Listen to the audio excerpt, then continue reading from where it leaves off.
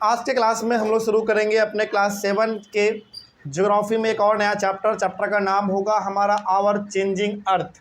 इसके पहले हम लोग चैप्टर के ज्योग्राफी के 2 चैप्टर्स को कंप्लीट कर चुके हैं, चैप्टर नंबर 1 और चैप्टर नंबर 2। आज फाइनली हम लोग स्टार्ट करेंगे अपना ज्योग्राफी का चैप्टर नंबर 3।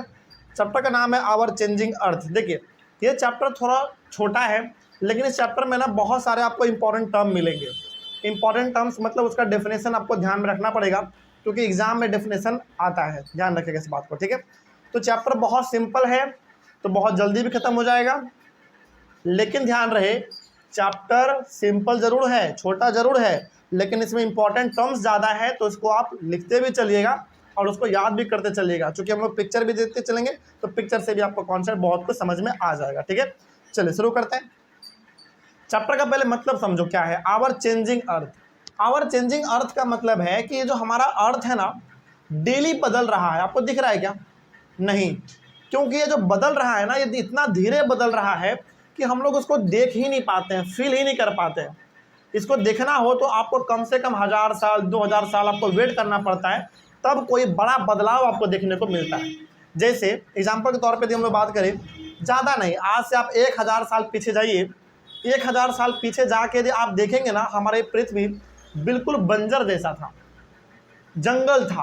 किसी जगह पे जंगल बहुत है, तो किसी जगह पे पहाड़ बहुत है, किसी जगह पे बंजर ही पूरा है। तो आज से 1000 साल पहले कुछ और था हमारा धरती। आज से 1000 साल के बाद देखो, आज देखो कितना अच्छा धरती आपको दिखता है। बिल्डिंग है, एयरपोर्ट है, जिम, मॉल, बहुत कुछ आज हमारे पास है, सड़क, बिल्डिंग, सब कुछ हमारे पास है। कहने का मतलब है कि ये धरती हमारा डेली बदल रहा है, लेकिन क्या डेली बदलते हुए आप उसको देख पाएंगे? नहीं। ये कोई भी बड़ा बदलाव आपको कब दिखता है? कम से कम तो आपको लंबा समय वेट करना पड़ेगा, कम से कम 1000 साल तो आपको वेट करना ही पड़ेगा, तब जाकर आपको कोई एक बड़ा सा बदलाव धरती पे देखने को मिलेगा। हो सकता है कि आज से 1000 साल पहले बहुत बड़े बड़े यहाँ पे जंगल पाए जाते होंगे, बहुत बड़े बड़े पहाड़ पाए जाते होंगे। आज उतना बड़ा पहाड़ हमारे सामने नहीं है, आज हमारे पास उतना बड़ा जंगल नहीं है। क्यों नहीं है? क्योंकि समय बदला, हम लोगों ने पहाड़ को तोड़ के घर बनाना स्टार्ट किया, पहाड़ को तोड़ के हमने सड़क बना दिया, जंगल को काट के हमने उस पर खेती करना चालू कर दिया। तो ओवरऑल हमारे धरती डेली चेंज हो रहा है, इसलिए चैप्टर का नाम है आवर चेंजिंग अर्थ। तो इस चैप्टर में हम लोग ये डिस्कस करेंगे कि आखिर ऐसा क्या क्या हो रहा है हमारा धरती के साथ कि दिन प्रतिदिन ये चेंज ही होता जा रहा है। तो वही हम लोग इसमें डिस्कस करने वाले हैं। आइए शुरू करते हैं। सबसे पहला पॉइंट इसमें है लिथोस्फेरिक प्लेट्स। लिथोस्फेरिक प्लेट्स क्या होता है समझिए ध्यान से। The lithosphere is broken into a number of plates known as the lithospheric plate। देखो पहले समझो कि लिथोस्फेयर होता क्या है। ये जो धरती का ऊपर वाला हिस्सा आपको दिखता है ना, मिट्टी वाला पोर्शन, जिसपे आपका रोड है, एयरपोर्ट है, बिल्डिंग है, सब कुछ आपका जो है, इसको हम लोग कहते हैं लिथोस्फेयर। क्या बोलोगे इसको? लिथोस्फेयर। मतलब ये जो धरती का पूरा मिट्टी वाला पार्ट है, जो जमीन वाला पार्ट है, जिसके ऊपर आपका सड़क, हाईवे वगैरह दिखता है, ये पूरा का पूरा पार्ट हमारा कहलाता है लिथोस्फेयर।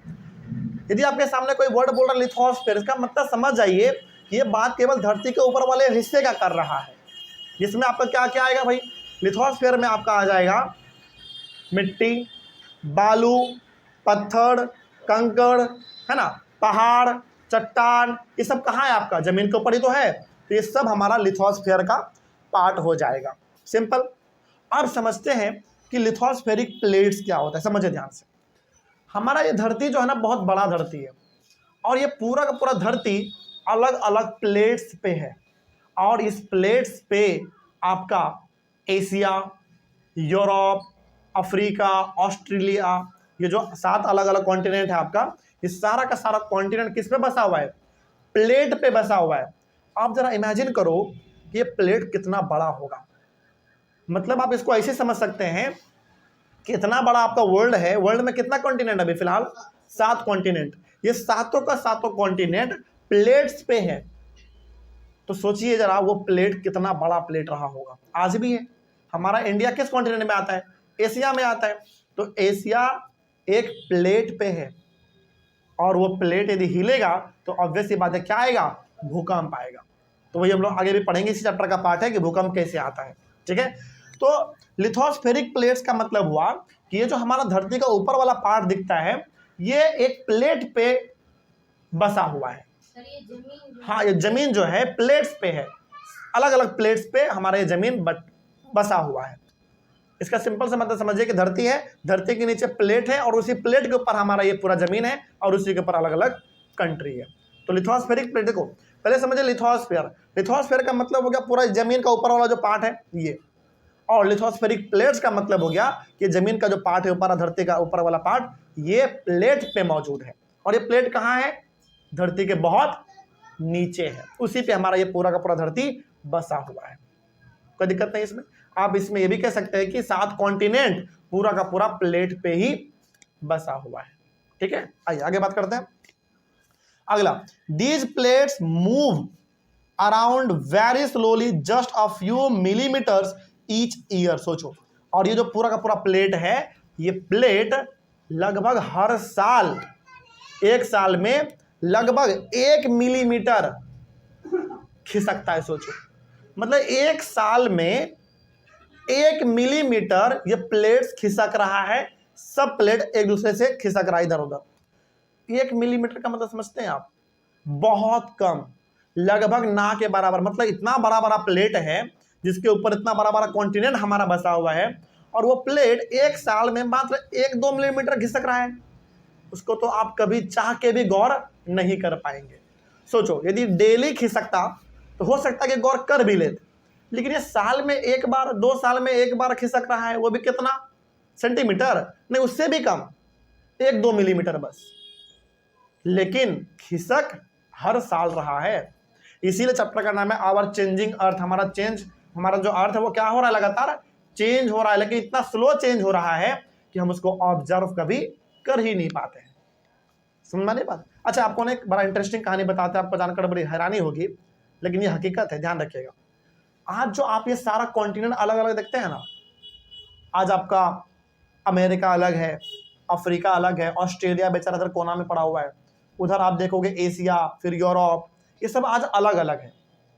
मतलब ऑस्ट्रिया अलग है, ऑस्ट्रेलिया अलग है, अफ्रीका अलग है, अमेरिका अलग है, यूरोप अलग है, हमारा एशिया अलग है, एंटार्क्टिका हमारा अलग है, सब आज अलग अलग आपको दिखता है। लेकिन जब आप थोड़ा सा और ज्योग्राफी पढ़ेंगे ऊपर लेवल में, तो आपको पता चलेगा ये सारा का सारा कॉन्टिनेंट पहले एक हुआ करता था, सब सटा हुआ था पहले। ये आज का बात नहीं है, ये लाखों साल पहले का बात है।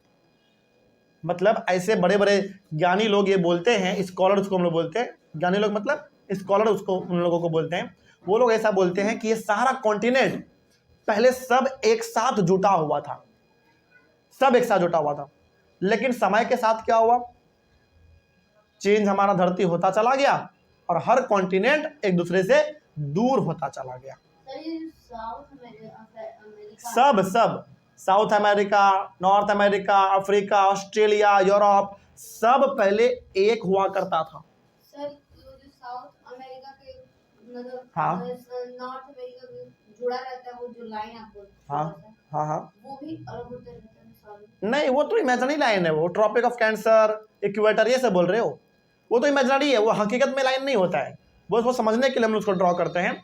अभी मुद्दा का पॉइंट ये है कि ये सारा कॉन्टिनेंट पहले एक हुआ करता था, और आने वाले समय में ऐसा अनुमान लगाया जा रहा है कि ये सारे के सारे कॉन्टिनेंट या तो एक दूसरे से और दूर भाग जाएंगे, या फिर सब एक दूसरे के फिर पास आके टकरा जाएंगे। लेकिन जब भी ऐसा होगा, भयंकर तबाही मचेगा। समझ रही है बात? क्योंकि एक कॉन्टिनेंट दूसरे कॉन्टिनेंट से टकराएगा तो सोचिए कितना भयंकर भूकंप आएगा। मतलब 2 ही संभावना है, ऐसा लोग बोलते हैं कि अभी जो सारा कॉन्टिनेंट आपको दिख रहा है, सारा का सारा कॉन्टिनेंट या तो एक दूसरे से और दूर भाग जाएगा या फिर नजदीक आएगा। केवल दूर थोड़ी भाग सकता है, नजदीक भी आ सकता है। पूछो। पहले तो बीच वाले एरिया में तो वहाँ पे पानी कमी थी। नहीं, समझिए ध्यान से, पहले सारा कॉन्टिनेंट एक जगह पे इकट्ठा था, तो फिर उसके आसपास पानी था। आज आप पानी कहाँ देखते हैं? कॉन्टिनेंट के बीच में भी देख देते हैं पानी। वो कॉन्टिनेंट के बीच में पानी कैसे आया? कॉन्टिनेंट अलग हुआ, उसको स्पेस मिला तब वहाँ पे पानी भर गया। लेकिन सारा कॉन्टिनेंट पहले एक हुआ करता था, यानी कि पूरा जमीन पहले एक जगह पे इकट्ठा था, समय के साथ सब अलग हो गया। ठीक है, वही बात यहाँ पे है। तो हमारा जो पूरा का पूरा धरती है वो किस पे टिका हुआ है? प्लेट्स पे टिका हुआ है। किस पे? प्लेट्स पे टिका हुआ है। ऑस्ट्रेलिया आज हमारा बेचारा कोने में पड़ा हुआ है, यानी कि इसका मतलब होगा कि ऑस्ट्रेलिया जिस प्लेट पे है वो प्लेट बहुत अलग हो गया हमारे कंट्री इंडिया वगैरह से, तो आज अलग हो गया वो। तो जैसे जैसे प्लेट खिसकेगा उस प्लेट के ऊपर जो कंट्री जो कॉन्टिनेंट होगा वो भी खिसक जाएगा। जैसे मान लीजिए आज हमारा इंडिया पाकिस्तान से जुड़ा हुआ है, चाइना से जुड़ा हुआ है, नेपाल से जुड़ा हुआ है। क्या पता इंडिया का प्लेट आने वाले समय में इन सबसे अलग हो जाए और हम लोग और नीचे आ जाए, पानी में आ जाए, बीच में आ जाए। ऐसा भी हो सकता है, जो कि ऑस्ट्रेलिया के साथ हुआ है। और ऐसा माना जाता है कि पहले ऑस्ट्रेलिया इंडिया सब एक साथ जुटा हुआ था। समझ रही बात? चलिए आगे बात करते हैं। वही बात यहाँ पे लिखा हुआ है कि हर प्लेट हर साल कुछ कुछ मिलीमीटर खिसकता रहता है। तो क्या हम लोग ये बोल सकते हैं कि हमारा धरती लगातार चेंज हो रहा है? बिल्कुल बोल सकते हैं, थोड़ा ही चेंज हो रहा है लेकिन हो रहा है। अगला, this is because of the movement of the molten magma inside the earth. अब ये मोल्टेन मैग्मा क्या है? ये जो प्लेट हमारा खिसक रहा है ये किसके वजह से खिसक रहा है? मोल्टेन मैग्मा के वजह से। समझाते हैं मोल्टेन मैग्मा होता है क्या। देखो, the molten magma inside the earth moves in a circular manner. The movement of these plates causes changes in the surface of the अर्थ। देखो, हमारे धरती के नीचे ना बहुत गर्मी है, हमारे धरती के नीचे बहुत ज़्यादा गर्मी है। इतना ज़्यादा गर्मी है कि नीचे जितना भी लिक्विड प्रेजेंट है वो बहुत ज़्यादा लिक्विड गर्म है, और उसी लिक्विड को हम लोग बोल देते हैं मैग्मा। मतलब कि धरती के नीचे पानी है, ये आपको मानना पड़ेगा, और वो पानी इतना गर्म है, इतना गर्म है कि उसको हम लोगों ने नाम दे दिया है मैग्मा। और जब वो इतना गर्म है तो वो लगातार सर्कुलर होकर घूमता रहता है, यानी कि गोल गोल वो पानी घूमता रहता है, तरीके से बॉयल होता रहता है, और उसका असर पड़ता है किस पे? लिथोस्फेरिक प्लेट्स पे। और लिथोस्फेरिक प्लेट्स यदि मूव करेगा उसके वजह से तो पूरा कॉन्टिनेंट मूव करेगा। ठीक है, तो यदि कोई बोले कि बताओ जो लिथोस्फेरिक प्लेट है तो किसके वजह से मूव करता है, तो सिंपल से बताना है मोल्टेन मैग्मा के वजह से। पूछे मोल्टेन मैग्मा क्या है, तो सिंपल से बताएगा कि धरती के नीचे जो लिक्विड है वो बहुत गर्म है, बहुत उसके नीचे अंदर में हीट है, गर्मी है। उसी लिक्विड को, उसी पानी को हम लोग कह देते हैं मोल्टेन मैग्मा। और वो लगातार, चूंकि गर्म है तो लगातार मूव करता रहता है। उसके मूव करने की वजह से कौन मूव कर जा रहा है? लिथोस्फेरिक प्लेट मूव कर जा रहा है। ठीक, चलिए अगला। उसके बाद है हमारा एंडोजेनिक एंड एक्सोजेनिक फोर्सेस। ये क्या होता है एंडोजेनिक और एक्सोजेनिक फोर्सेस, समझते हैं ध्यान से। The forces which act in the interior of the earth are called endogenic forces, and the forces that work on the surface of the earth are called exogenic forces. Endogenic forces sometimes produces sudden movement like earthquake and volcanoes. अब देखो होता क्या है, समझिएगा ध्यान से, ठीक है। पढ़ तो लिए हम लोग सारा एक बार में, लेकिन इसका पूरा कहानी समझिए, पूरा इंपॉर्टेंट समझिए क्या है। दो प्रकार का फोर्स यहाँ पे, पहला एंडोजेनिक, पहले समझते हैं क्या होता है। The forces which act in the interior of the earth are called endogenic forces. मतलब हमारे धरती के नीचे भी फोर्स लगता है, यानी कि हमारे धरती का जो नीचे वाला पोर्शन है उसके ऊपर भी फोर्स लग रहा है, दबाव लग रहा है। उस फोर्स को, उस दबाव को हम लोग कह देते हैं एंडोजेनिक फोर्स। लेकिन ये फोर्स को हम लोग कभी महसूस नहीं कर पाएंगे, क्योंकि धरती के नीचे बहुत है, तो हम लोग कैसे इसको महसूस करेंगे? नहीं कर पाते हैं। मतलब धरती के नीचे जो दबाव है, जो फोर्स है, उसको हम लोग बोल देते हैं एंडोजेनिक फोर्स। क्या इसको आप कभी फील कर पाओगे? नहीं, वो धरती के नीचे लग रहा है, हम लोग धरती के ऊपर है, कोई असर ही नहीं दिखता है, तो ये हम लोग फील नहीं कर पाते, महसूस भी नहीं कर पाते। लेकिन जो अगला वाला है, and the forces that work on the surface of the earth are called exogenic forces. Exogenic forces जो है ये धरती के ऊपर लगने वाला फोर्स है। धरती के ऊपर लगने वाला फोर्स में कुछ फोर्स है, जैसे एग्जांपल आपको देते हैं। धरती के ऊपर क्या लगेगा आपका फोर्स? Gravitational force. क्या लगेगा? ग्रेविटेशनल फोर्स लगेगा। जैसे ग्रेविटेशनल फोर्स का मतलब वो कोई चीज़ आप ऊपर फेंकते तो वो नीचे ही आता है, क्योंकि कौन सा फोर्स काम कर रहा है? एक्सोजेनिक फोर्सेस काम कर रहा है, वो धरती के ऊपर लगता है, तो दिक्कत नहीं। अब एंडोजेनिक के बारे में कुछ इंपॉर्टेंट बात बताते हैं आपको और आश्चर्य होगा। Endogenic forces sometimes produce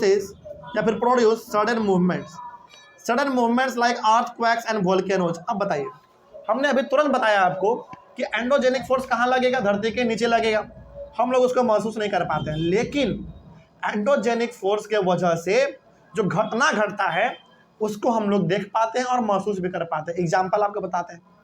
volcano जब फटता है, ज्वालामुखी जब फटता है, तो पूरा का पूरा जमीन को फाड़ते हुए पूरा का पूरा जो गर्म लावा है नीचे, मोल्टेन मैग्मा जिसको हम लोगों ने कहा था, वो धरती को फाड़ते हुए बाहर निकलता है। कैसे निकला अपने आप?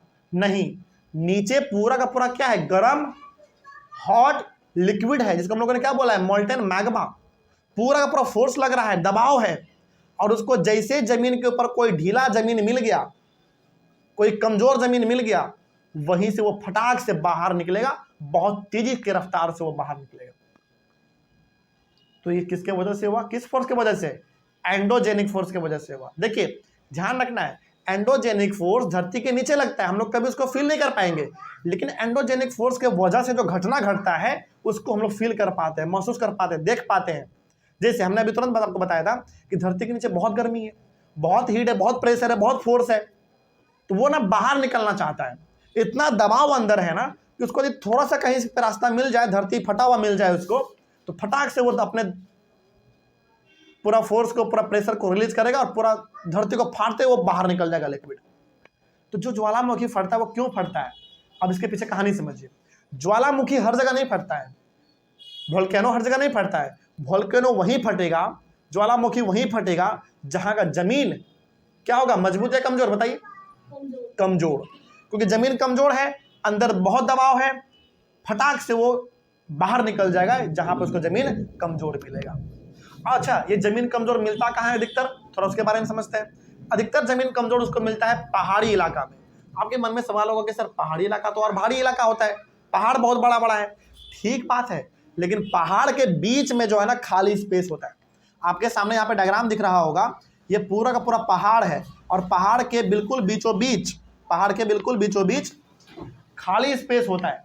इसी खाली स्पेस से वो वोल्केनो फटता है, ज्वालामुखी फटता है, और सारा लिक्विड गर्म वाला बाहर निकल जाता है। इसी को हम लोग कहते हैं ज्वालामुखी का फटना। समझ में आ रही है बात? तो वोल्केनो का पूरा कहानी आपको समझ में आ गया होगा, कोई दिक्कत नहीं इसमें। तो यहाँ पे हम लोगों ने दो प्रकार का फोर्स पढ़ा, पहला एंडोजेनिक फोर्स और दूसरा एक्सोजेनिक फोर्स। एंडोजेनिक फोर्स का मतलब हो गया जो कि धरती के नीचे होगा, वो हम लोग कभी देख नहीं पाएंगे, गौर नहीं कर पाएंगे, लेकिन उससे होने वाला जो घटना घटता है वो हम लोग देख भी पाते हैं और महसूस भी कर पाते हैं। इसका एग्जाम्पल सबसे बढ़िया वोल्केनो। वोल्केनो जो फटता है वो किसके वजह से फटता है?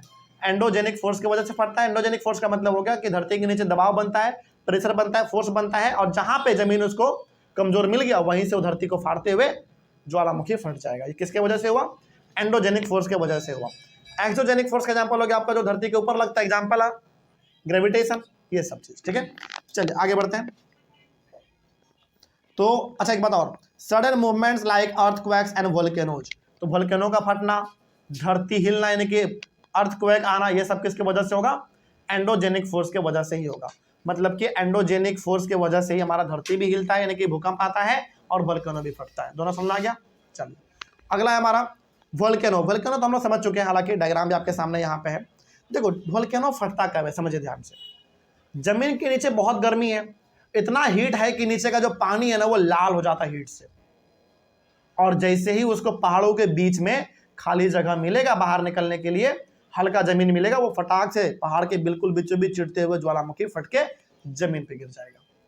ठीक है, अच्छा क्या जरूरी है कि हमेशा ज्वालामुखी पहाड़ों के बीच से ही फटेगा? नहीं, जमीन से भी फटता है, लेकिन जमीन क्या होना चाहिए? कमजोर होना चाहिए, वहां का मजबूत नहीं होना चाहिए, ढीला जमीन होना चाहिए, तब जाकर उसको ज्वालामुखी को फटने के लिए आसान हो जाएगा। जमीन जहां का टाइट होगा, जहां का जमीन मजबूत होगा, भारी भरकम होगा, वहां पर ज्वालामुखी कभी फटता नहीं है। क्यों नहीं फटता है भाई? क्योंकि जमीन मजबूत है, उसको बाहर निकलने के लिए मौका ही नहीं मिल पाएगा, है ना। चलिए आगे, अगला वोल्केनो है, तो वही लिखा हुआ है कि volcano is an opening in the earth crust through which molten material erupt suddenly. तो वोल्केनो बेसिकली धरती के ऊपर पाया जाने वाला कमजोर जमीन होता है, कमजोर जमीन जिससे आराम से लिक्विड, जो कि नीचे गर्म वाला लिक्विड रखा हुआ है, वो फट के बाहर निकल सकता है, उसी को हम लोग कहते हैं वोल्केनो। तो वोल्केनो का मतलब हमेशा ये मत समझिएगा कि पहाड़ों के लगी पहाड़ों के बीच से चीड़ के ही वो वोल्केनो केवल फटेगा, नहीं। जमीन जहां पर उसको कमजोर मिल जाएगा उस जमीन को भी वो चीड़ते हुए ज्वालामुखी फट जाएगा, यानी कि नीचे का सारा पानी गर्म वाला धरती के ऊपर गिरेगा। और वो केवल पानी नहीं है, ध्यान रखना, इतना खतरनाक होता है कि यदि उसका एक बूंद भी किसी इंसान के ऊपर गिर गया, वो इंसान उसी समय जल के खाक हो सकता है, इतना गर्म होता है वो। सोचो इतना गर्म होता है, मतलब कि यदि एक बूंद भी किसी इंसान के बॉडी के ऊपर गिर जाए तो उस बॉडी का मतलब समझो कि उसको चीड़ के बाहर निकल जाएगा, वो इतना गर्म होता है, वो बहुत ज़्यादा गर्म होता है। ठीक है, आइए अगला, अगला है अर्थक्वेक यानी कि भूकंप। चल इसके बारे में भी थोड़ा सा हम लोग बात कर लेते हैं। When the lithospheric plates move, the surface of the earth vibrates. The vibration can travel all around the earth. These vibrations are called earthquake. देखो भूकंप जनरली आता कब है वो समझो। हमने अभी तुरंत डिस्कस किया था कि हमारा जो पूरा का पूरा कंट्री कॉन्टिनेंट ये सब है वो लिथोस्फेरिक प्लेट पे बसा हुआ है, यानी कि प्लेट पे, धरती के नीचे प्लेट है। वो प्लेट जब मूव करता है ना, और एक प्लेट जब दूसरे प्लेट से टकराता है मूव करने के दौरान, तब जाके आता है भूकंप यानी कि अर्थक्वेक। और ध्यान रखना है ये प्लेट उतना भी जोर से नहीं टकराता है। यदि ये बहुत जोर से टकरा जाए तो आप यकीन मानो जो कंट्री या फिर जो कॉन्टिनेंट उस प्लेट के ऊपर होगा वो पूरी तरीके से तबाह हो जाएगा, बचेगा ही नहीं। ये प्लेट्स बहुत धीरे मूव करता है। पहला बात हमने पढ़ा ना अभी कि साल में 1 मिलीमीटर 2 मिलीमीटर कभी कभार मूव करता है बस। तो सोचिए कितना कम मूव कर रहा है। यदि वो हर दिन 1 मिलीमीटर 2 मिलीमीटर यदि मूव करना चालू कर जाए तो आप यकीन मानो 10 दिन के अंदर आप पे पूरा दुनिया तबाह हो सकता है, क्योंकि डेली मूव कर रहा है। और एक प्लेट का हल्का सा भी टकराने का मतलब समझते हैं आप कितना भूकंप आएगा। वो टकराएगा बिल्कुल धीरे धीरे, लेकिन उसका असर हमको दिखेगा तेज में, बिल्डिंग वगैरह गिरना चालू हो जाता है। ठीक है, आइए अगला। तो यदि भूकंप आ रहा है इसका मतलब क्या है, नीचे का प्लेट आपस में टकरा रहा है। ठीक है, चलिए आगे बात करते हैं। तो अर्थक्वेक हो गया हमारा। तो अर्थक्वेक का सिंपल सा मतलब हो गया कि जब नीचे का प्लेट आपस में टकराता है तो वाइब्रेशन होता है, और उसी वाइब्रेशन से क्या हो जाता है, भूकंप आ जाता है। पूरा धरती का नीचे का हिस्सा और ऊपर का हिस्सा सब हिल जाता है। ठीक है, नेक्स्ट अब समझिए ये फोकस क्या होता है। वोल्केनो समझ में आ गया क्या होता है। अब थोड़ा सा हम लोग बात करते हैं कि फोकस क्या होता है और ईपी सेंटर क्या होता है। ये दोनों के बारे में बात करेंगे हम लोग। ये वाला जो पिक्चर है ये आपको दिखा रहा है कि हमारा धरती का ऊपर, मतलब धरती हमारा है कैसा। थोड़ा सा इसको, इस डायग्राम को अच्छे से ध्यान से देख लीजिए एक बार। तो ये वाला पोर्शन आपको एज्यूम करना है कि हमारा धरती का पार्ट है। तो ऊपर वाला पार्ट हो गया अर्थ का, ऊपर वाला पार्ट अर्थ का, नीचे वाला पार्ट हो गया धरती का नीचे वाला हिस्सा। ठीक है, तो थोड़ा सा समझते हैं हम लोग कि ये फोकस क्या होता है, एपी सेंटर क्या होता है। देखो ये आपका अर्थ का पूरा लेयर है, तो किस पे बसा होगा, लिथोस्फेरिक प्लेट पे बसा होगा। और लिथोस्फेरिक प्लेट जब नीचे टकराएगा तो भूकंप आएगा, वाइब्रेशन होगा। तो जहाँ पे पहली बार लिथोस्फेरिक प्लेट आपस में टकराएगा वहाँ पे भूकंप आएगा धरती के नीचे। तो उस जगह को हम लोग कहते हैं फोकस। क्या बोलेंगे उसको, फोकस। तो यदि कोई बोले कि बताओ फोकस क्या है, तो सिंपल से बताना है फोकस वो जगह है धरती के नीचे जहाँ पे पहली बार 2 लिथोस्फेरिक प्लेट आपस में टकराएंगे तो वहाँ पे वाइब्रेशन होगा। और वाइब्रेशन का मतलब है कि धरती के नीचे क्या आ गया, भूकंप आ गया। उसी जगह को हम लोग कहते हैं फोकस। तो फोकस वो धरती के नीचे जगह है, मतलब कि धरती के नीचे वो जगह कहलाता है फोकस जहाँ पे पहली बार धरती के नीचे क्या आता है, भूकंप आता है। किसकी वजह से आएगा, लिथोस्फेरिक प्लेट्स के टकराने की वजह से आएगा। ठीक है, तो धरती के नीचे जो भूकंप आता है वो लिथोस्फेरिक प्लेट के टकराने की वजह से आता है, और उस जगह को हम लोग कह देते हैं फोकस। और वो भूकंप का झटका धीरे धीरे धरती के नीचे से कहाँ जाता है, धरती के ऊपर आ जाता है। और धरती के ऊपर क्या प्रेजेंट है आपका, सड़क, हाईवे, घर, बिल्डिंग, अपार्टमेंट, ये सब प्रेजेंट है। तो वहाँ पे जब पहली बार, यानी कि धरती के ऊपर जब पहली बार हमारा भूकंप पहुँच जाएगा धरती के नीचे से, तो उस जगह को हम लोग कह देंगे एपी सेंटर। मतलब सिंपल सा कहानी समझिए, धरती, देखो भूकंप का शुरुआत कहाँ से होगा, धरती के ऊपर से, धरती के नीचे से, धरती के नीचे से। कैसे, प्लेट्स के टकराने की वजह से। तो धरती के नीचे जब पहली बार प्लेट आपस में टकराएंगे, धरती के नीचे जहाँ पे, धरती के नीचे जहाँ पे पहली बार प्लेट आपस में टकराएगा उस जगह को हम लोग कह देंगे फोकस। और वो भूकंप, वो झटका धरती के नीचे से कहाँ ट्रांसफर हो जाएगा, कहाँ आ जाएगा, धरती के ऊपर आ जाएगा। और धरती के ऊपर जहाँ पे पहली बार भूकंप का झटका महसूस किया जाएगा उस जगह को हम लोग कह देंगे एपी सेंटर। तो फोकस और एपी सेंटर दोनों का दोनों वो जगह है जहाँ पे भूकंप का झटका महसूस किया जाएगा। बस फर्क ये है कि एपी सेंटर धरती के ऊपर है और फोकस धरती के नीचे, बस काम खत्म। तो वही बात यहाँ पे लिखा हुआ है कि फोकस क्या है, the place in the crust where the movement starts is called the focus. यानी कि फोकस हमारे धरती के नीचे का वो हिस्सा है जहाँ पे पहली बार भूकंप का झटका महसूस किया जाएगा, और यहीं पे पहली बार 2 प्लेट्स आपस में टकराते हैं और पहली बार भूकंप धरती के नीचे आता है। और धरती के नीचे जो भूकंप आया उसका झटका हम लोगों को धरती के ऊपर भी महसूस होता है।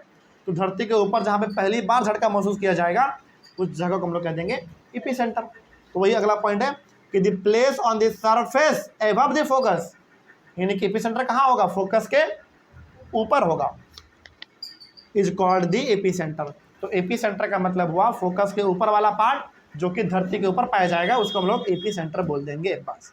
तो दोनों में डिफरेंस केवल ये है कि फोकस धरती के नीचे है, एपिसेंटर धरती के ऊपर है, लेकिन दोनों का दोनों क्या बताएगा आपको, भूकंप का झटका ही बताएगा कि पहली बार कहाँ पे आया, है कि नहीं। धरती के नीचे पहली बार झटका महसूस किया जाएगा कहाँ पे, फोकस पे, और फोकस ही वो जगह होता है जहाँ पे पहली बार प्लेट्स आपस में टकराते हैं। एपिसेंटर धरती का वो ऊपर का हिस्सा है जहाँ पे पहली बार धरती के ऊपर झटका महसूस किया जाएगा, बस यही चीज़ है हमारा। लेकिन ध्यान रखना है कि फोकस जो है धरती के नीचे होगा और उसके जस्ट ऊपर होगा आपका एपिसेंटर, ठीक है, क्योंकि नीचे से ही भूकंप कहाँ ट्रांसफर हो जाएगा, ऊपर ट्रांसफर हो जाएगा, उसके बाद फिर पूरे धरती में फैल जाता है वो, ठीक है। आइए अगला, vibrations travel outwards from the epicentres as wave.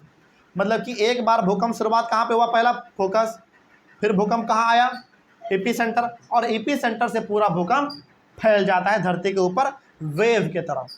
मतलब कि एक तरीके जैसे आप शांत पानी में पत्थर मारते हैं तो आप देखे होंगे एक हलचल पानी में हो जाता है, वेव, उसी को हम लोग कहते हैं वेव। और उसी तरीके से हमारा धरती के ऊपर भूकंप फैल जाता है पूरी तरीके से, ठीक है।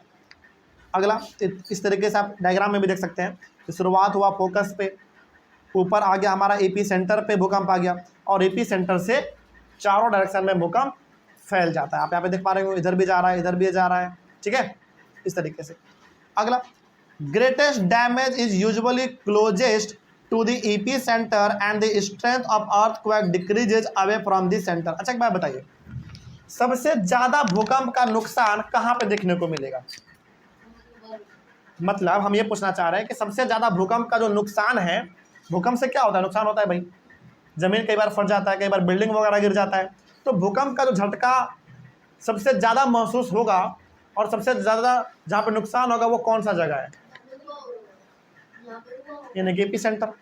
यानी कि एपिसेंटर के आसपास जो जगह आएगा सबसे ज़्यादा नुकसान वहीं पे होगा, क्योंकि एपिसेंटर वो जगह है जहाँ पे भूकंप का झटका पहली बार महसूस होता है धरती के ऊपर। तो ऑब्वियस ही बात है भाई, जहाँ से धरती के ऊपर भूकंप का शुरुआत ही हो रहा है तो उस जगह का तो तबाही भयंकर मचने वाला है। और जैसे जैसे आप उस पॉइंट से एपिसेंटर से दूर जाएंगे वैसे वैसे भूकंप का नुकसान आपको कम देखने को मिलेगा। अच्छा, अपन एक कहानी बताते हैं, ज़्यादा नहीं, आज से 8-9 साल पहले का कहानी है। आप लोग उस समय पे बहुत छोटे रहे होंगे। आज से 8-9 साल पहले का आपको बात बता रहे हैं। नेपाल में भयंकर भूकंप आया था। आप अपने माता पिता से पूछिएगा, मम्मी पापा से पूछिएगा, उनको पता होगा। हमको पता है तो आपको कहानी समझाते हैं थोड़ा सा, ठीक है। देखो हुआ क्या था, आज से लगभग 800-900 साल पहले, मतलब ना 800-900 साल नहीं, 8-9 साल, बस 8-9 साल पहले नेपाल में क्या हुआ था। नेपाल का जो प्लेट है, नेपाल भी किसके ऊपर होगा? प्लेट के ऊपर ही होगा। तो नेपाल का प्लेट यानी कि धरती के नीचे 2 प्लेट टकराया कहाँ पे? नेपाल में। पहला उसका झटका कहाँ महसूस हुआ? नेपाल में। तो नेपाल में इतना भयंकर तबाही मचा था, इतना भयंकर तबाही मचा था, आप यकीन मानो बहुत सारे लोगों का जान चला गया था। मतलब सीधा बड़ा बड़ा बिल्डिंग को सीधे धंस गया था। समझ में आ रही बात? कहानी समझ आ रही है? तो नेपाल में भूकंप का शुरुआत हुआ तो बताओ सबसे ज़्यादा नुकसान कहाँ का होगा? नेपाल में होगा। इतना भयंकर नुकसान हुआ था कि एक एक इंसान जमीन के नीचे 7-7 दिन 8-8 दिन पड़ा हुआ है और वो मर गया जमीन के नीचे। सोचो, इतना भयंकर तबाही मचा था। उसके बगल में कौन है? नेपाल के बगल में हमारा इंडिया। इंडिया की बात करें तो इंडिया में भी सबसे बगल में कौन है? बिहार, यूपी। इन सब में भी झटका महसूस किया गया, लेकिन कम। क्यों?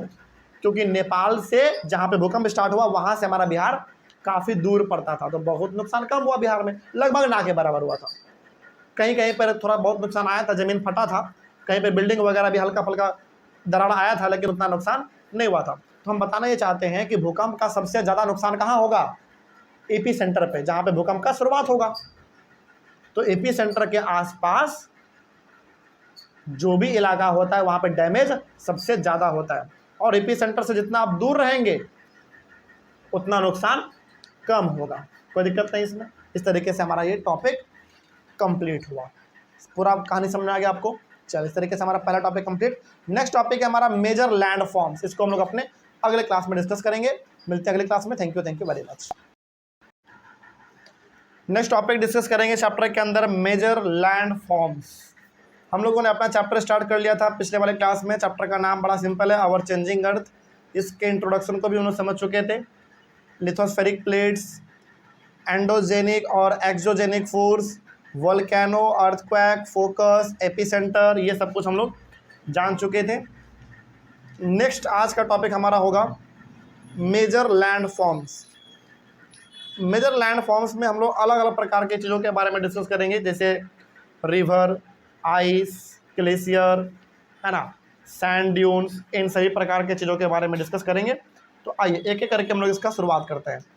सबसे पहले यहाँ पे कुछ बातें लिखे गए हैं, तो दो काम करना है, फिर से सुनना है और पिक्चर को देखना है। सारा कॉन्सेप्ट आपका एक बार में क्लियर हो जाएगा। ठीक है, चलिए चैप्टर को आगे कंटिन्यू करते हैं और एक नए टॉपिक का शुरुआत करते हैं। टॉपिक हमारा मेन टॉपिक है मेजर लैंड फॉर्म्स। इसके अंदर छोटा छोटा टॉपिक आपको 3-4 टॉपिक मिलेगा, तो सबके बारे में डिस्कस करते चलेंगे एक एक करके। शुरू करते हैं। देखिए,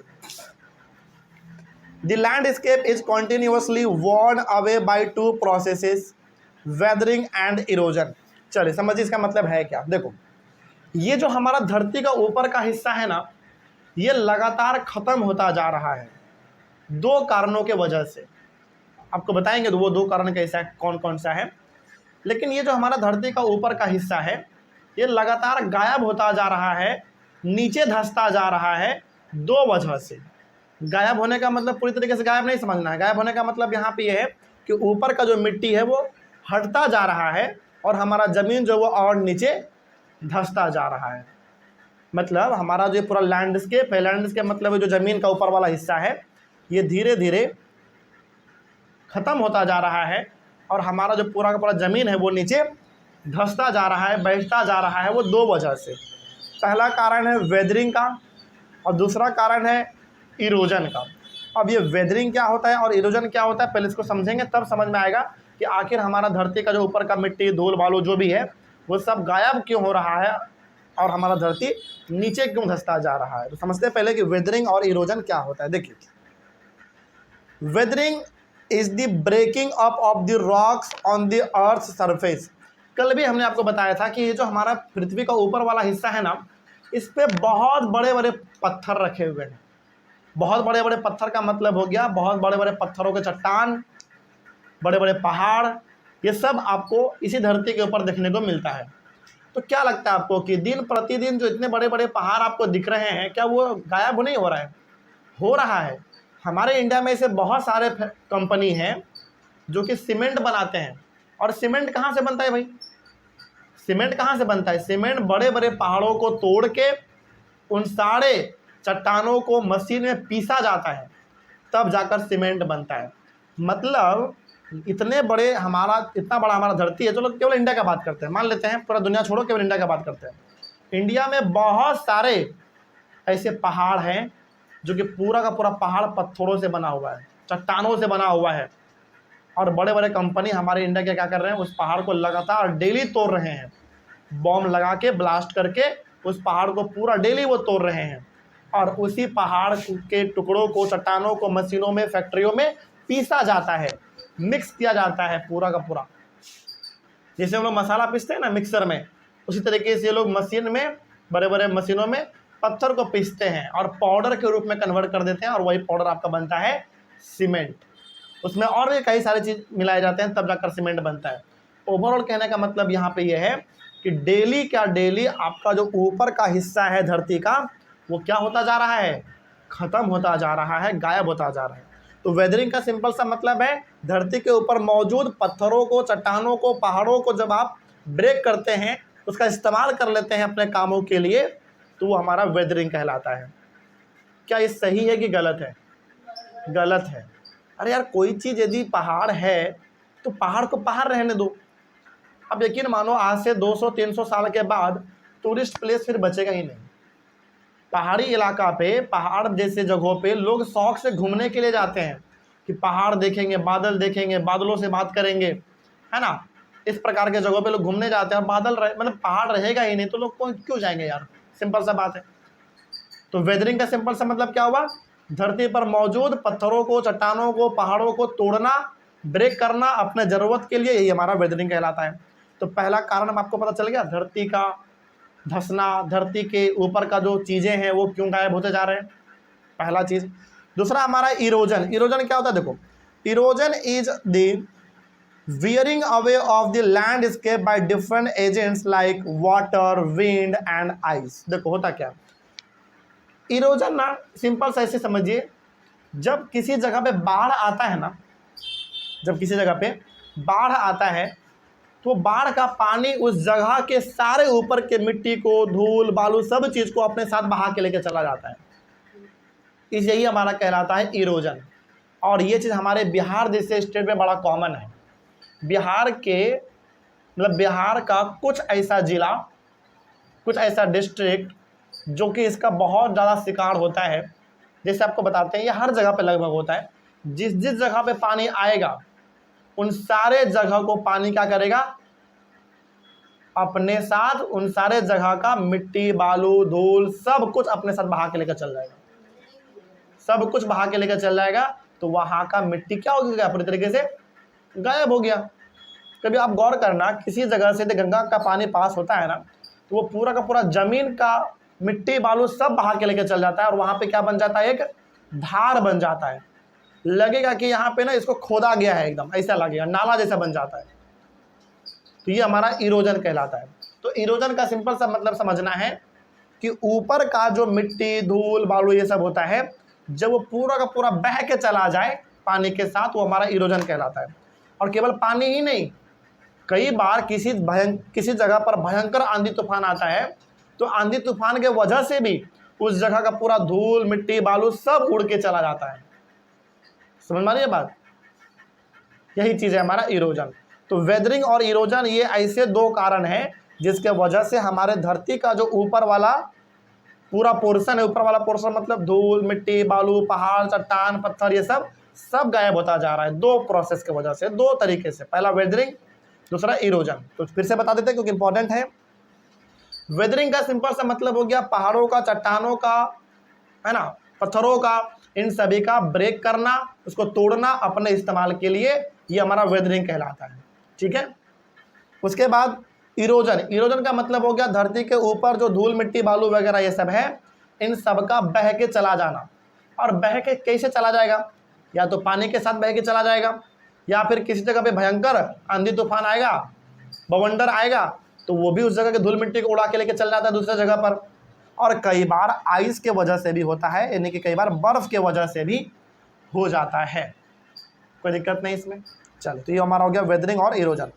अगला है the eroded material is carried away और transported by water wind etcetera and eventually deposited. आपसे एक बात बताइए, जैसे मान लीजिए किसी जगह पर गंगा नदी का पानी आया और सारे धूल मिट्टी को बहा के लेके चला गया, लेकिन कहीं तो जाके उस धूल मिट्टी को गंगा नदी जमा करेगी, है कि नहीं। तो किसी जगह मतलब उठाएगा कहीं और से, जमा कर देगा कहीं और पे।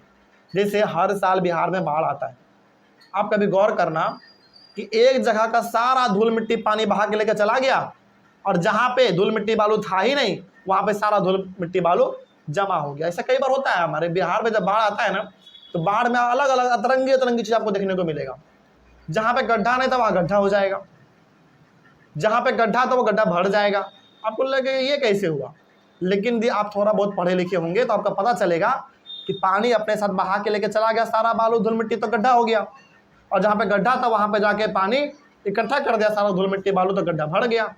ऐसा कई बार होता है। जैसे आपको एग्जाम्पल देते हैं, बिहार में ऐसे बहुत सारे ज़िले हैं, भागलपुर, मुंगेर, है ना, भागलपुर, मुंगेर, आपका पटना भी उसमें एक है जिसमें गंगा नदी बहती है। ये सब कुछ ऐसा ज़िला है जहाँ पे बाढ़ का समय जब आता है ना, तो आपको अतरंगी अतरंगी चीज़ देखने को मिलेगा। जहाँ पे मतलब जब बाढ़ खत्म होगा ना, जब बाढ़ का पानी सूख जाएगा, आपको नजर आएगा यार यहाँ पे तो गड्ढा हुआ करता था, ये गड्ढा भर कैसे गया, या फिर यहाँ पे गड्ढा नहीं हुआ करता था, गड्ढा कैसे हो गया। तो रीजन साफ है, गंगा नदी अपने साथ बहा के सब कुछ लेके चल जाती है और जहाँ पे उसको मन करेगा वहाँ पे वो सारा वो इकट्ठा कर देगा। ठीक है, ये काम हमारा चलता रहता है। अगला है this process of erosion and deposition create different landforms on the surface of the अर्थ। तो इरोजन का मतलब बहा के लेके चल जाना और डिपोजिशन का मतलब जो बहा के लेके गया उसको एक जगह पर इकट्ठा कर देना। तो बहा के लेके जाना और किसी एक जगह पर इकट्ठा करके रख देना, ये चीज़ हमारा चलता रहता है, जिसके वजह से इस पृथ्वी पर अलग अलग प्रकार का आपको लैंडफॉर्म दिखता है। लैंडफॉर्म का मतलब कहीं पे जमा हो जाएगा मिट्टी तो वो जमीन ऊंचा बन जाएगा, कहीं का जमीन कहीं कहीं मिट्टी को बहा के लेके चला गया तो वहाँ पे गड्ढा हो जाएगा। समझा रही बात? इस प्रकार का आपके अलग अलग प्रकार के स्ट्रक्चर दिखते रहते हैं। ठीक है, चलिए आइए सबसे हम लोग मेजर लैंडफॉर्म्स टॉपिक के अंदर अपना पहला टॉपिक स्टार्ट करते हैं, वो है work of a river. River का क्या काम होता है, एक रिवर कैसे काम करता है, थोड़ा सा उसी के बारे में हम लोग बात करेंगे। और इस चीज़ को समझने के लिए ये वाला डायग्राम काफ़ी इंपॉर्टेंट है, तो डायग्राम भी हम लोग समझते हुए चलेंगे। पहले सुन लेते हैं क्या लिखा हुआ है। Work of a river, river क्या काम करती है, रिवर किस तरीके से बहती है, थोड़ा उसके बारे में बात करते हैं। देखो पहला पॉइंट है the running water in the river erodes the landscape. पहला बात तो आपको यह मानना पड़ेगा कि किसी भी नदी में जब पानी बहती है तो उस नदी का सारा धूल मिट्टी जो भी जमा रहता है उसको बहा के लेके नदी आगे बढ़ जाती है और किसी एक जगह पर जाकर इकट्ठा कर देगी। ऐसा हर नदी में होता है। अब गंगा नदी में देखो ऐसा होता है, यमुना में भी होता है, ब्रह्मपुत्रा में भी होता है, कावेरी, गोदावरी, डेल्टा, मतलब हर प्रकार के नदी में इस प्रकार का सिस्टम चलता रहता है। कि मतलब सिंपल से समझिए, जिस जगह से पानी बहेगी उसके नीचे में जो धूल मिट्टी बालू होगा सब अपने बहा के साथ लेके चली जाएगी। इसका मतलब आप ये बोल सकते हैं कि सर गंगा नदी तो लगातार बहती रहती है, तो क्या लगातार धूल मिट्टी आगे बढ़ता रहता है, उसके साथ बहता रहता है? हाँ सही बात है। कभी आप गंगा नदी में जाके देखना, गंगा नदी का एक लोटा बस पानी आप लो, उस एक लोटे पानी में आपको कई सारे धूल मिट्टी दिख जाएंगे। इसका मतलब क्या है? इसका मतलब है कि गंगा नदी अपने साथ लगातार धूल मिट्टी बहाते रहती है और किसी एक जगह पर या फिर किसी किसी जगह पर जाके वो इकट्ठा भी करते रहती है। और कहाँ करेगी वो उसके ऊपर डिपेंड करता है। जहाँ पे पानी का रफ्तार कम हो जाएगा वहाँ पे सारा धूल मिट्टी जमा हो जाएगा, और कई बार तो धूल मिट्टी वहाँ पे जाके जमा हो जाता है जिस जगह पर आपने उम्मीद भी नहीं किया था, और वहाँ पे एकदम पहाड़ जैसा इलाका बन जाता है। फिर जाके सरकार जेसीबी से उस सारे धूल मिट्टी को हटाती है, फिर पानी का रास्ता साफ होता है, फिर गंगा नदी का पानी आगे बढ़ती है। तो कई बार ऐसा होता है। ठीक है, आइए थोड़ा और आगे बात करते हैं। तो पहला पॉइंट नदी क्या करता है, नदी पहला पॉइंट ये करता है कि अपने साथ सारे धूल मिट्टी बालू वगैरह बहा के लेके चल जाती है और एक गड्ढा क्रिएट कर देती है। ठीक है, अगला वाटरफॉल क्या होता है। फिर वाटरफॉल तो आप लोग जानते ही हैं, falling of water almost vertically down a steep valley is known as waterfall. Waterfall का सिंपल सा मतलब हो गया किसी ऊंचे जगह से किसी गहरे जगह पे पानी का गिरना, यही हमारा वाटरफॉल, जिसको हम लोग झरना कहते हैं। क्या कहते हैं? झरना। वाटरफॉल जनरली आप देखते होंगे किसी एक बहुत बड़े ऊंचे जगह से किसी नीचे गहरे वाले जगह पे पानी जब गिरता है तो बड़ा सुंदर दिखने में लगता है ना? हाँ, तो इस प्रकार के उस चीज़ को हम लोग कहते हैं वाटरफॉल। और ये वाटरफॉल एक टूरिस्ट प्लेस के तौर पे ज़्यादा जाना जाता है, क्योंकि लोग, बहुत सारे लोग उसको देखने, उसको महसूस करने, है ना, वहाँ पे एंजॉय करने भी आते हैं। एग्जाम्पल के तौर पे अपने बिहार का आप एग्जाम्पल लेंगे तो बिहार में भी बहुत सारे जगह हैं। एक तो एग्जाम्पल आपका राजगीर हो गया, एक एग्जाम्पल आपका रोहतास हो गया। बिहार का यदि बात करें तो ओवरऑल इंडिया में तो बहुत सारे हैं, लेकिन बिहार का बात करें तो राजगीर, रोहतास, ये सब ऐसा जगह जहाँ पे आपको वाटरफॉल देखने को मिल जाएगा। ठीक है, और ध्यान रहे वाटरफॉल हमेशा यहाँ पे नहीं देखने को मिलता है। ज़्यादातर यहाँ पे आपको वाटरफॉल तब देखने को मिलेगा जब बरसात होगा तब, क्योंकि गर्मी के समय में इस वाटरफॉल का भी पानी क्या हो जाता है, सूख जाता है कई बार। ठीक ना, चलिए आगे बढ़ते हैं। तो वाटरफॉल को आप लोग जानते हैं, कई बार देखे भी होंगे सामने से भी। अगला है हमारा मिएंडर। यहाँ पे समझिए ये ज़्यादा आपके लिए इंपॉर्टेंट है और इसके लिए ये वाला डायग्राम काफ़ी इंपॉर्टेंट है। तो पहले पढ़ते हैं फिर समझते हैं कि मिएंडर होता क्या। देखो, when the river enters the plain it twist and turns forming large bends known as meanders. अब समझिए ध्यान से होता क्या है, एकदम पूरा कहानी समझिएगा। ठीक है, देखो एक बार आप स्टेटमेंट पढ़ोगे ना खुद भी समझ में आ जाएगा। When the river enters the plain it twist and turns forming large bends known as meanders. जब भी कोई नदी किसी पहाड़ वहाड़ से निकल के प्लेन जगह पे बहती है तो वो अलग अलग प्रकार का अपना एकदम आकार बनाती है, एकदम सांप के जैसा लहराते हुए आगे बढ़ेगा।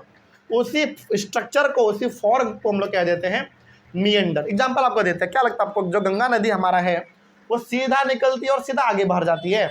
नहीं, गंगा नदी का जो शुरुआत है, ध्यान रखिए, वो पहाड़ी इलाका से होता है, गंगोत्री से होता है, ध्यान रखना है।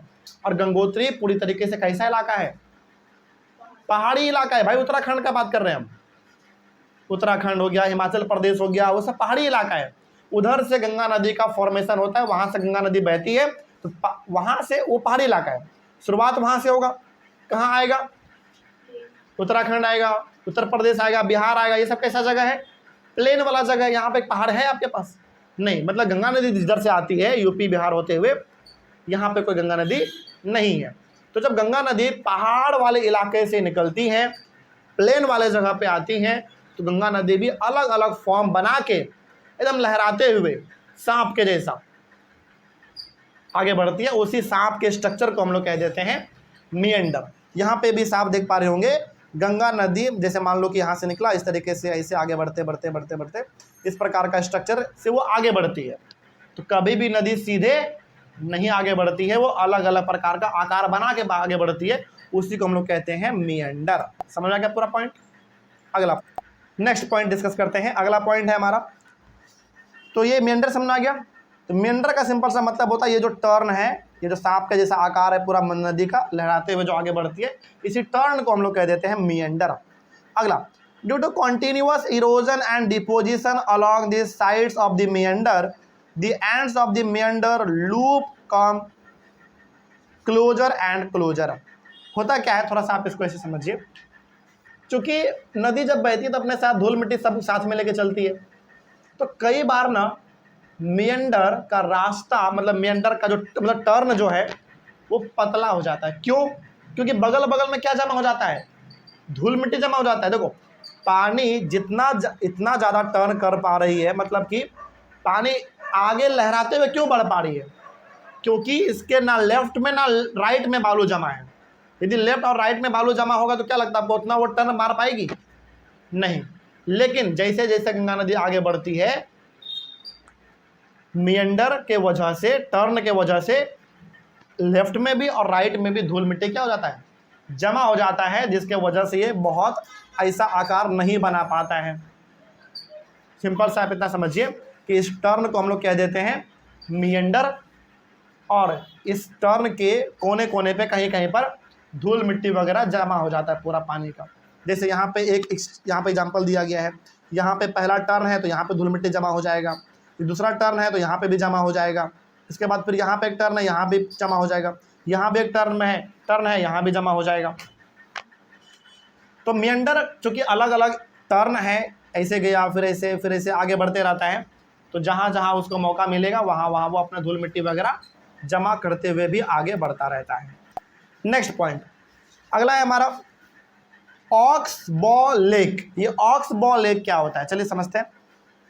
The meander loop cuts off from the river and forms a cut off lake, also called an ox bow lake. देखो, कई बार क्या होता है ना, हालांकि ऐसा कम होता है, लेकिन कई बार क्या होता है, नदी का पानी जिस तरीके से बह रहा है वो बहते रहेगा, लेकिन कभी कभी क्या होता है, नदी का पानी थोड़ा सा डाइवर्ट हो जाता है अपने रास्ते से, मतलब उसको जहाँ जाना नहीं चाहिए था वहाँ वो निकल जाती हैं। कई बार नदी का पानी बढ़ जाता है तो वो जिस रास्ते में उसको नहीं भी जाना चाहिए था उस रास्ते में भी वो चल जाता है। समझिए ध्यान से क्या बताना चाह रहे हैं, मतलब नदी का जो रास्ता होता है ना, उसी से उसको बहना होता है आगे। लेकिन कई बार क्या होता है, नदी का पानी का लेवल बढ़ जाने के वजह से वो उस रास्ते में भी चला जाता है जहाँ पे उसको जाना नहीं चाहिए था। और यदि उस रास्ते में वो गया है, उस रास्ते में यदि कोई गड्ढा है, कोई बहुत बड़ा तालाब है, तो उस तालाब में पानी क्या हो जाएगा, भर जाएगा। तो उसी को हम लोग कह देते हैं ऑक्स बॉ लेक। जैसे यहाँ पे एग्जांपल दिया गया है, इसी को हम लोग कहेंगे ऑक्स बॉ लेक।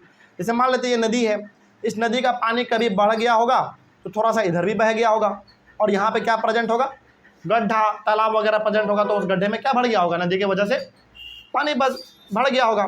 तो उसी को हम लोग कह देते हैं ऑक्स बॉ लेक। तो ऑक्स बॉ लेक समझ में आ गया क्या होता है। तो ऑक्स बॉ लेक का सिंपल सा मतलब हो गया कि नदी का जो रास्ता था उस रास्ते से नदी थोड़ा सा कभी कभार भटक जाता है, और भटकता कब है? जब नदी का पानी बढ़ जाएगा तब। तो वो नदी का पानी भटक के उस रास्ते में भी पहुंच जाता है जहाँ पे उसको जाना नहीं चाहिए था, और उस रास्ते में यदि गया है और उस रास्ते में यदि उसको कोई गड्ढा तालाब वगैरह मिल जाए तो उस पानी से वो भर देता है, और उसी को हम लोग कह देते हैं aux bow lake. When the river overflows its bank, it leads to the flooding of the neighboring area। ये तो हम लोग सब जानते हैं कि नदी का पानी का लेवल जब बढ़ जाता है तो आसपास के जगह पे क्या आ जाता है? बाढ़ आ जाता है। देखो, बाढ़ कभी आएगा ही नहीं यदि नदी का पानी का लेवल नहीं बढ़ेगा। लेकिन बाढ़ आता क्यों है फिर? पानी का लेवल बढ़ जाने की वजह से जो रास्ता था नदी के पानी को पार होने के लिए, वो रास्ता ओवरफ्लो हो जाता है, और नदी के लेफ्ट राइट जो भी जगह है सब पानी में बह जाता है। तो बाढ़ ऐसे ही आता है। ठीक है, बाढ़ क्यों आता है? ताकि चूँकि नदी का पानी का लेवल बढ़ जाता है, इसीलिए बाढ़ आ जाता है। अगला, it deposits layer of fine soil and other material called sediments along its banks. तो जब भी बाढ़ आएगा, जब भी बाढ़ का पानी इधर से उधर फ्लो करेगा, तो अपने साथ वो धूल मिट्टी कंकड़ पत्थर सब लेके चलती है। और जब एक बार बाढ़ खत्म हो जाएगा तो आपको नज़र आएगा कि जहाँ जहाँ धूल मिट्टी का नामो निशान नहीं था वहाँ धूल मिट्टी आ चुका है, और जहाँ पे धूल मिट्टी बहुत ज़्यादा था वहाँ पे धूल मिट्टी गायब हो चुका है। तो नदी ऐसा खेल करते रहते हैं, मतलब नदी में ऐसा खेल चलता रहता है। एक जगह से सामान को उठाएगा, दूसरे जगह पे जाके सामान को पटक देगा, ऐसा चलता रहता है। ठीक ना, क्योंकि लगातार उसमें क्या है? पानी में फ्लो बना हुआ है, तो ये चीज़ चलता रहता है। अगला, this leads to the formation of a flat fertile flood plain. अच्छा, एक बात और ध्यान रखिएगा, बाढ़, देखो बाढ़ आता है, नुकसान होता है, ये हम सबको पता है, लेकिन बाढ़ आने के वजह से ना एक फ़ायदा भी होता है। पता है क्या? बाढ़ आने के वजह से जिस जिस जगह पे बाढ़ आता है उस जगह पे नुकसान होता है, ये सही बात है, लेकिन उस जगह का ज़मीन ना बड़ा उपजाऊ हो जाता है, ये बात ध्यान रखिएगा। जैसे आपको एग्जाम्पल देते हैं, बिहार का कुछ ऐसा जिला जहाँ पे बाढ़ हर साल लगभग आना है तय है। भागलपुर, मुंगेर, पटना मतलब पटना के मेन शहर में बाढ़ नहीं आता, लेकिन पटना के गंगा नदी में तो बाढ़ आता ही है। पटना का जो ग्रामीण इलाका, गांव का इलाका, वहाँ तो बाढ़ आता ही है। तो पटना, मुंगेर, भागलपुर, सहरसा, सुपौल, दरभंगा, ये सब ऐसा जिला है पटना का जहाँ पे बाढ़ आना ही आना है, और हर साल भयंकर नुकसान होता है। लेकिन बाढ़ आने से ना एक फ़ायदा भी है। यहाँ पे फ़ायदा है किसान को। होता क्या है, जहाँ जहाँ खेत है वहाँ पे बाढ़ का पानी आ चुका है, और बाढ़ के पानी क्या करते हैं, जो पुराना मिट्टी है जिसका उपजाऊपन खत्म हो चुका है, उन सारे मिट्टी को बहा के लेके चल जाता है, और उस जगह पर दूसरा मिट्टी आ जाता है जो कि उपजाऊ वाला मिट्टी होता है। तो बाढ़ से नुकसान होता है, ये सही बात है, मानना पड़ेगा आपको, लेकिन बाढ़ से एक फ़ायदा बस किसको होता है? किसान को हो जाता है कि मिट्टी उसका हर साल रिन्यू होता रहता है, बदलता रहता है, जिससे उसके ऊपर फसल उसको करने में कोई दिक्कत नहीं होता है। कोई दिक्कत नहीं इसमें। चलो आगे बात करते हैं। अगला है हमारा लीव्स क्या होता है। चलिए इसके बारे में भी हम लोग पढ़ लेते हैं। लीव्स क्या है? देखो, the raised banks are called levees. Raised banks का मतलब है नदी के बगल में लेफ्ट और राइट में आप देखेंगे तो ऊंचा इलाका होता है, ऊंचा इलाका, उसी ऊंचे इलाका को हम लोग कहते हैं लीव्स। क्या बोलेंगे? लीव्स बोलेंगे। जैसे एग्जाम्पल आपको देते हैं, चलो दुनिया भर का एग्जाम्पल छोड़ो, अपना एग्जाम्पल पटना का लेते हैं। पटना का गंगा नदी कहाँ पे चले जाओ, आप दिखा चले जाओ, आप देखेंगे जहाँ गंगा नदी बह रही है वो नीचे गड्ढा वाला ज़मीन है, मतलब जहाँ पे गंगा नदी है वो गड्ढा वाला ज़मीन है। थोड़ा सा उसके ऊपर आ जाओ, मरीन ड्राइव, ऊंचा ज़मीन है, तो मरीन ड्राइव को आप क्या बोलोगे? लीव बोलेंगे, सिंपल सी बात है। या फिर गंगा नदी को उस पार चले जाओ, आप सोनपुर पहुँच जाएंगे। सोनपुर कैसा जगह है?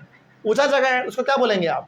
लीव बोलेंगे। सिंपल सा आप ये समझिए कि गंगा नदी, चलो गंगा नदी छोड़ो, कोई भी नदी जब बहती है तो जो जहाँ वो बहेगी वो जगह गहरा वाला होगा, गड्ढा होगा, धंसा हुआ ज़मीन होगा, लेकिन उसके लेफ्ट और राइट दोनों तरफ ज़मीन उठा हुआ होगा, तभी तो पानी बीच में बह पाएगा। तो दोनों तरफ जो ज़मीन उठा हुआ है, रेज्ड ज़मीन, रेज्ड मतलब जो ऊंचा हुआ ज़मीन है, जो उठा हुआ ज़मीन है, उसको हम लोग बोल देते हैं लीव्स। और लीव्स के बीच में ही हमारा पूरा का पूरा नदी बहेगा। ठीक है, तो ये वाला पार्ट और ये वाला पार्ट दोनों ऊंचा ज़मीन है, और बीच में आपका नदी बह रहा है। ठीक है, ये हमारा लीव कहलाता है। अगला है डिस्ट्रीब्यूटरीज। डिस्ट्रीब्यूटरीज क्या होता है? चलिए थोड़ा सा इसके बारे में हम लोग समझते हैं। डिस्ट्रीब्यूटरी क्या होता है?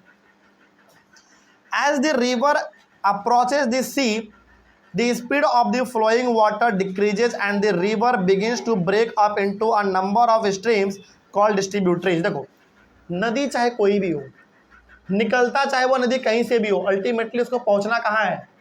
समुद्र में पहुंचना है। गंगा का एग्जाम्पल लो आप, ब्रह्मपुत्रा का एग्जाम्पल लो, नर्मदा का एग्जाम्पल लो, कोई भी नदी का आप एग्जाम्पल लो, निकलता भले कहीं और से हो लेकिन उसको पहुंचना आखिर कहाँ है? समुद्र में ही पहुंचना है। मतलब कि एक नदी जब जहाँ से निकलता है वहाँ से लेकर समुद्र में पहुँचने तक कई सारे चैनल में वो डिवाइड हो जाता है। चैनल मतलब अलग अलग रास्ते में वो डिवाइड हो जाता है, उसी रास्ते को हम लोग कहते हैं डिस्ट्रीब्यूटरी। एग्जाम्पल के तौर पे हम लोग बात करते हैं अपने गंगा नदी का। क्या लगता है आपको, गंगा नदी सीधे गंगोत्री से निकलती है और सीधे, अच्छा गंगा, ध्यान रखिएगा, गंगा नदी गंगोत्री से निकलती है, उत्तराखंड, यूपी, बिहार, बंगाल, ये सब होते हुए बे ऑफ बंगाल में जाके गंगा नदी मिल जाती है। तो क्या लगता है आपको कि सीधा गंगोत्री से निकली और सीधा आगे बढ़ते बढ़ते बढ़ते बे ऑफ बंगाल में चला गया? नहीं, गंगा नदी का ये रास्ता तो है ही, बल्कि गंगा नदी अपने पानी को और भी अलग अलग रास्ते में डाइवर्ट कर देती है, और उसी डाइवर्ट वाले रास्ते को हम लोग क्या बोलते हैं? डिस्ट्रीब्यूटरी बोलेंगे। क्या बोलेंगे? डिस्ट्रीब्यूटरी। कई सारे बुक में इसको ट्रिब्यूटरी भी बोला गया है, तो दोनों बात सही है, ठीक है। तो यहाँ पे इसको ऐसे समझिए, ये हमारा मेन नदी निकला, ये मेन नदी को बढ़ना चाहिए था आगे, लेकिन ये आगे आगे तो बढ़ता ही है, साथ ही साथ अपने पानी को कभी इधर छोड़ देगा, कभी इधर छोड़ देगा, थोड़ा कभी और आगे बढ़ेगा, फिर इधर छोड़ देगा, फिर इधर छोड़ देगा। इसी को हम लोग कहते हैं डिस्ट्रीब्यूटरी। तो डिस्ट्रीब्यूटरी समझ में आ गया क्या होता है? तो डिस्ट्रीब्यूटरी का सिंपल सा मतलब हो गया, मेन नदी जो हमारा होगा वो अपने पानी को अलग अलग रास्ते में, अलग अलग चैनल में डिवाइड कर देगा, उसी को हम लोग कह देंगे डिस्ट्रीब्यूटरी। आगे बात करते हैं। Each distributary form its own mouth. Own mouth का मतलब है कि हर डिस्ट्रीब्यूटरी का अपना अलग रास्ता होता है, ठीक है। चलिए आगे बात करते हैं। उसके बाद डेल्टा। डेल्टा क्या होता है? देखो, the collection of sediments from all the mouth forms a delta. Basically होता क्या है, देखो, डिस्ट्रीब्यूटरी तो बहुत सारे होते हैं नदी के, हर डिस्ट्रीब्यूटरी में पानी जा रहा है नदी का। अब पानी जा रहा है, इसका मतलब है कि पानी के साथ धूल मिट्टी कंकड़ पत्थर भी जा रहा है, और वो सारे धूल मिट्टी कंकड़ पत्थर कहीं ना कहीं तो जमा होगा। तो जब वो जमा होगा तो उस पूरे इलाके को हम लोग क्या बोल देंगे? डेल्टा बोल देंगे। सिंपल सा ध्यान रखिए, नदी जब बहती है तो अपने साथ धूल मिट्टी बालू कंकड़ पत्थर सब लेके चलती है, लेकिन कहीं तो वो धूल मिट्टी बालू कंकड़ पत्थर को जमा करेगा, तो जिस जगह पे जमा करेगा उसी जगह को हम लोग बोल देंगे डेल्टा। और ध्यान रहे, कई बार तो ये डेल्टा इतना बड़ा होता है कि उसके ऊपर एक छोटा सा गांव बस सकता है। मतलब कि अपने साथ नदी इतना भयंकर तरीके से धूल मिट्टी कंकड़ पत्थर बालू लेके चलती हैं कि, और वो जहाँ पे जमा करेगा वहाँ पे पूरा का पूरा एक गांव बस सकता है उस जमीन पे। सोचो, उस जगह को हम लोग क्या बोल देंगे? डेल्टा बोल देंगे। जैसे मान लीजिए ये वाला हमारा पूरा का पूरा एग्जाम्पल जो डेल्टा का है, नदी यहाँ से निकली, इधर गया डिस्ट्रीब्यूटरी, फिर इधर गया, फिर इधर गया, फिर इधर गया, बीच में आपको जमीन भी दिख रहा होगा, तो ये सब जमीन क्या कहलाएगा? डेल्टा कहलाएगा। जो पानी के बीच में है, वो जमीन आया कहाँ से भाई? वो जमीन मतलब बेसिकली वो है क्या? धूल है, मिट्टी है, कंकड़ है, पत्थर है, जो कहाँ से आया? पानी के साथ आया। इसी को हम लोग बोल देंगे डेल्टा। कहानी समझ आ गया पूरा? चलिए नेक्स्ट टॉपिक हमारा होगा वर्क ऑफ सी वेव्स, जिसको हम लोग करेंगे अपने अगले वाले क्लास में। तब तक के लिए थैंक यू वेरी मच।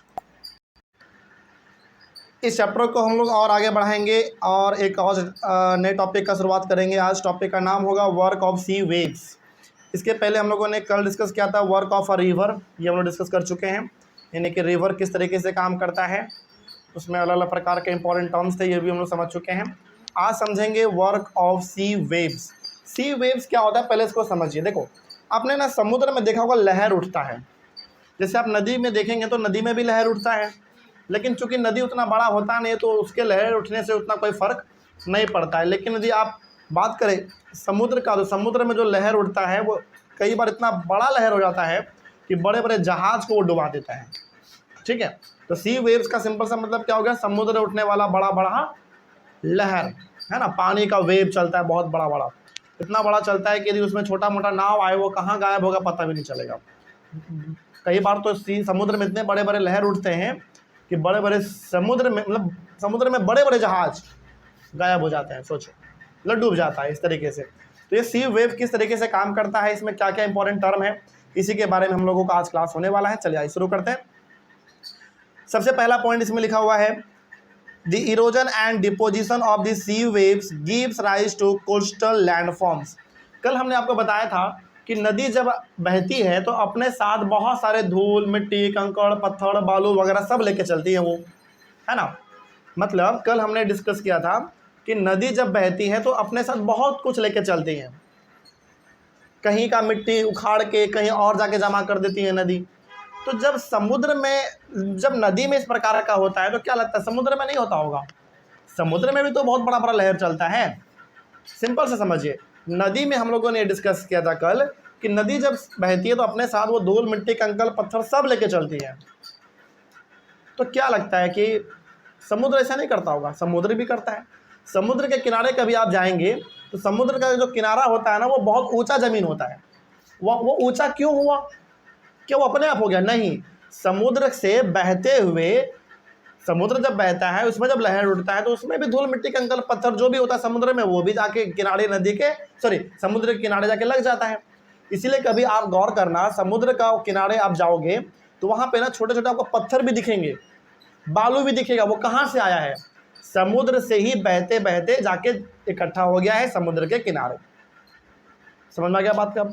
तो कभी आपको फ्यूचर में समुद्र के किनारे जाने का मौका मिले तो आप कभी गौर करना कि समुद्र के किनारे आपको छोटे छोटे पत्थर भी मिलेंगे, छोटे छोटे कंकड़, पत्थर, बालू वगैरह सब कुछ आपको वहाँ पे मिलेगा। तो वो सब अपने आप नहीं आया है, समुद्र एक जगह से दूसरे जगह बहा के लेके आया और वहाँ पे जाके उसको इकट्ठा कर दिया। ठीक है, अगला है सी केव्स। ये सी केव्स क्या होता है समझो। Hollow like caves are formed on the rocks, they are called sea caves. देखिए यहाँ पे ना आपको दिख रहा होगा सी केव्स। सी केव्स का मतलब होता है क्या समझिए, चारों तरफ पानी रहेगा, बीच में बहुत बड़ा चट्टान रहेगा, पत्थर का टुकड़ा रहेगा और उसी में छोटा सा बना हुआ गुफा रहेगा। उसी को हम लोग कह देते हैं सी केव्स। केव से याद रखिए, केव्स का मतलब क्या होता है? गुफा।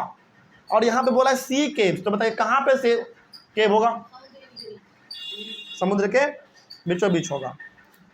इस वाले पिक्चर में आप साफ देख पा रहे होंगे कि ये हमारा बहुत बड़ा पत्थर है, यहाँ पे छोटा सा एक गुफा है, इसी को हम लोग कह देते हैं सी केव्स। ध्यान रहेगा, क्योंकि केव्स का मतलब गुफा होता है और सी का मतलब समुद्र, तो जो समुद्र में गुफा पाया जाए उसको हम लोग बोल देंगे सी केव्स। और ये कहाँ पाया जाएगा? पत्थरों के बीच में पाया जाएगा, है ना। ये बहुत बड़ा पत्थर है और यहाँ पे छोटा सा गुफा आपको दिख जाएगा, तो इसी को हम लोग कह देते हैं सी केव्स। और जब आपको समुद्र में घूमने का मौका मिले कभी फ्यूचर में, आप देखना ऐसा बहुत सारा चीज़ आपको दिख जाएगा।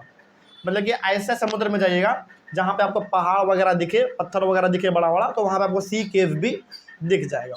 अगला है हमारा इंपॉर्टेंट टर्म, फिर अगला है सी आर्क्स। सी आर्क क्या होता है? चलो देखो, when sea caves become bigger and bigger only the roof of the caves remain, thus forming sea arches. Sea caves और सी आर्क में डिफरेंस होता है, ध्यान रखना है। सी केव्स गुफा जैसा होता है, उसमें बस पानी जाएगा और टकरा के वापस आ जाएगा, ठीक। लेकिन सी आर्क जो होता है वो बिल्कुल आर पार पानी उसके जा सकता है। इस डायग्राम में भी आप देख पा रहे होंगे, ये बिल्कुल होल के जैसा बन जाता है, इधर का पानी उधर जाएगा और उधर का पानी इधर आ जाएगा, मतलब पानी इसके आर पार हो सकता है, इसीलिए इसको हम लोग कहते हैं सी आर्क। अच्छा, ये आर्क बनता कैसे है? पहले सी केव बनेगा, मतलब पहले गुफा बनेगा, फिर धीरे धीरे वो और बड़ा हो जाएगा तो फिर आर पार दिखना चालू हो जाएगा, तो इधर का पानी उधर और उधर का पानी इधर आ पाएगा। तो यदि कोई भी सवाल आपसे पूछ दे कि सी आर्क कैसे बनता है, तो सिंपल से बताना है, पहले बनेगा सी केव, पहले समुद्र में वो पहाड़ के बीच में गुफा बनेगा, फिर गुफा जब बड़ा होता चला जाएगा तो फिर वो आर पार हो जाएगा, आर पार पानी दिखने लग जाएगा, तो वो हमारा सी आर्क कहलाएगा, ठीक है। तो सी केव का मतलब सिंपल सा, पहाड़ के बीच में, पत्थरों के बीच में गुफा। और सी आर्क का मतलब हो गया जब वो गुफा बड़ा हो जाएगा तो पानी इधर का उधर जाने लगेगा और उधर का पानी इधर आने लगेगा, मतलब एक छोटा सा आपको होल जैसा दिखेगा, खिड़की जैसा, गेट जैसा, ठीक। इसी को हम लोग कहते हैं सी आर्क। अगला है स्टेक्स। स्टेक्स क्या होता है समझिए इसके बारे में भी। एक और यहाँ पे आप देख पा रहे होंगे स्टेक, ये हमारा स्टेक कहलाता है। क्या होता है स्टेक समझते हैं। When erosion breaks the roof of sea arches and only walls are left, these wall like features are called stacks. अच्छा, हमने आपको एक बात बोला अभी तुरंत कि नदी, समुद्र चाहे जो मूव करे अपने साथ धूल मिट्टी कंकड़ पत्थर सब लेके आगे बढ़ती है। तो पानी भी समुद्र का जब लगातार बहते रहती है तो ये जो आप देख रहे हैं ना बड़े बड़े पत्थर, इसके ऊपर का जो पूरा पार्ट है उसको पूरा एकदम रगड़ रगड़ के पानी उसको एकदम पूरा खराब कर देता है, पूरा गायब कर देता है। तो इस पत्थर का जब ऊपर वाला पार्ट खत्म हो जाता है पानी के लगातार बहने से, तो केवल जो छोटा सा पार्ट बचता है वही हमारा पार्ट कहलाता है स्टिक। कोई दिक्कत इसमें? इसको थोड़ा सा हम लोग और अच्छे से समझ लेते हैं, ध्यान से सुनिएगा बस। देखिए स्टिक होता क्या है, ध्यान से समझिएगा। समुद्र में लगातार लहर चलता रहता है पानी का, तो लगातार लहर चलने के वजह से ये जो बड़े बड़े पत्थर आप देख रहे हैं ना, इसका ऊपर वाला हिस्सा ना पूरा खिंच जाता है, पूरा गायब हो जाता है। और गायब होने के बाद जो टुकड़ा बच जाता है समुद्र में पत्थरों का, उसी टुकड़े को हम लोग कहते हैं स्टिक। कोई दिक्कत नहीं। यहाँ पे छोटा सा आपको टुकड़ा दिख रहा होगा, इसका बाकी हिस्सा कहाँ गया भाई? बाकी हिस्सा पानी में खिंचते खिंचते गायब हो गया। ठीक है, चलिए आगे बात करते हैं। अगला हमारा है सी क्लिफ। ये सी क्लिफ क्या होता है यहाँ पे तो नहीं दिया गया है, लेकिन समझ लीजिए सी क्लिफ क्या होता है। The sea water coast rising almost vertically above the sea water is called a sea cliff. देखो सी क्लिफ क्या कहलाता है, सिंपल सा, आप यदि कभी समुद्र के बगल में जाएंगे ना, तो समुद्र का जो पूरा का पूरा इलाका होता है वो समुद्र के पानी से ऊपर होता है, और समुद्र कहाँ होता है? नीचे होता है। तो वो जो ऊंचा वाला इलाका है उसी को हम लोग कहते हैं सी क्लिफ। मतलब सिंपल सा आप समझिए, समुद्र के कभी आप किनारे जाएंगे तो जहाँ पे आप खड़े होंगे ना, वो ज़मीन समुद्र के पानी से ऊंचा होगा। वो जो ऊंचा वाला ज़मीन है उसी को हम लोग कहते हैं सी क्लिफ, और नीचे क्या है फिर आपके? समुद्र है। तो जो ऊंचा वाला ज़मीन होता है उसी को हम लोग कहते हैं सी क्लिफ। कोई दिक्कत नहीं। और ये सी क्लिफ वही जगह है जहाँ पे लोग समुद्र से नहा के निकलते हैं और कुर्सी पे बैठ के अपना आराम से धूप में बॉडी सेकते रहते हैं। ठीक है, ये हो गया हमारा सी क्लिफ। तो ये सी वेव्स का जो टॉपिक था हमारा, वर्क ऑफ सी वेव्स, क्या पूरा समझ में आया? तो ध्यान रखना है, इसमें 4 इंपॉर्टेंट टर्म है। पहला सी केव, ये जो पत्थर हैं इतने बड़े बड़े पत्थर में जब छोटा छोटा सा छेद हो जाए वो हमारा कहलाता है सी केव, यानी कि गुफा जब बन जाए तो सी केव कहलाएगा। जब यही गुफा बड़ा हो जाता है तो पानी आर पार फिर होने लगता है, उसमें एक होल बन जाता है दरवाज़ा टाइप, जो कि हमारा सी आर्क कहलाता है। और लगातार समुद्र में लहर चलने के वजह से पूरा पत्थर वगैरह खिंच जाता है, गायब हो जाता है, तो जो छोटा मोटा पार्ट बच जाता है उसी को हम लोग कह देते हैं स्टिक। ओके, उसके बाद समुद्र के किनारे जो ऊंचा ऊंचा जगह होता है, ज़मीन होता है, उसी को हम लोग कह देते हैं सी क्लिफ। सिंपल। ठीक है, आइए आगे बात करते हैं। अगला है हमारा है वर्क ऑफ आइस। आइस का काम क्या है? आइस को समझना है तो आपको ग्लेशियर समझना पड़ेगा। समझिए पहले ग्लेशियर होता क्या है। देखो इसमें क्या लिखा हुआ है वो तो हम लोग समझेंगे ही, लेकिन पहले समझिए ग्लेशियर होता क्या है। देखो ग्लेशियर का मतलब होता है एक ऐसा इलाका एकदम दूर दूर तक, जहाँ तक आपका नज़र जाएगा वहाँ तक केवल और केवल बर्फ फैला होगा, उसी को हम लोग कहते हैं ग्लेशियर। जैसे डेजर्ट किसको कहते हैं हम लोग? दूर दूर तक इलाके में क्या फैला रहेगा? बालू सैंड वगैरह फैला रहेगा, उसको हम लोग डेजर्ट कहते हैं। उसी प्रकार से यदि दूर दूर तक केवल और केवल जहाँ तक आपका नज़र जा पा रहा है वहाँ तक यदि केवल बर्फ़ फैला हुआ है तो हम लोग कहते हैं ग्लेशियर। तो ये क्या होता है, इसमें क्या है इंपॉर्टेंट बातें, आइए थोड़ा को हम लोग समझते हैं। Glaciers are rivers of ice which to erode the landscape.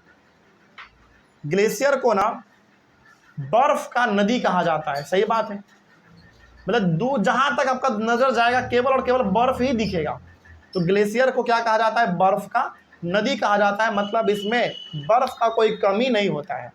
और ध्यान रहे ये ग्लेशियर भी जिस ज़मीन पर होगा उस ज़मीन को ये भी बर्बाद करता है। बर्बाद मतलब उस ज़मीन के मिट्टी धूल बालू कंकड़ पत्थर को ये भी बहा के अपने साथ लेके चला जाता है। क्योंकि भाई बर्फ़ है ना, बर्फ़ पिघलेगा, पानी बनेगा, और पानी बन के जब ये आगे बढ़ेगा तो ऑब्वियस सी बात है अपने साथ क्या लेके चलेगा? वो कंकड़ पत्थर सब कुछ लेके चलेगा।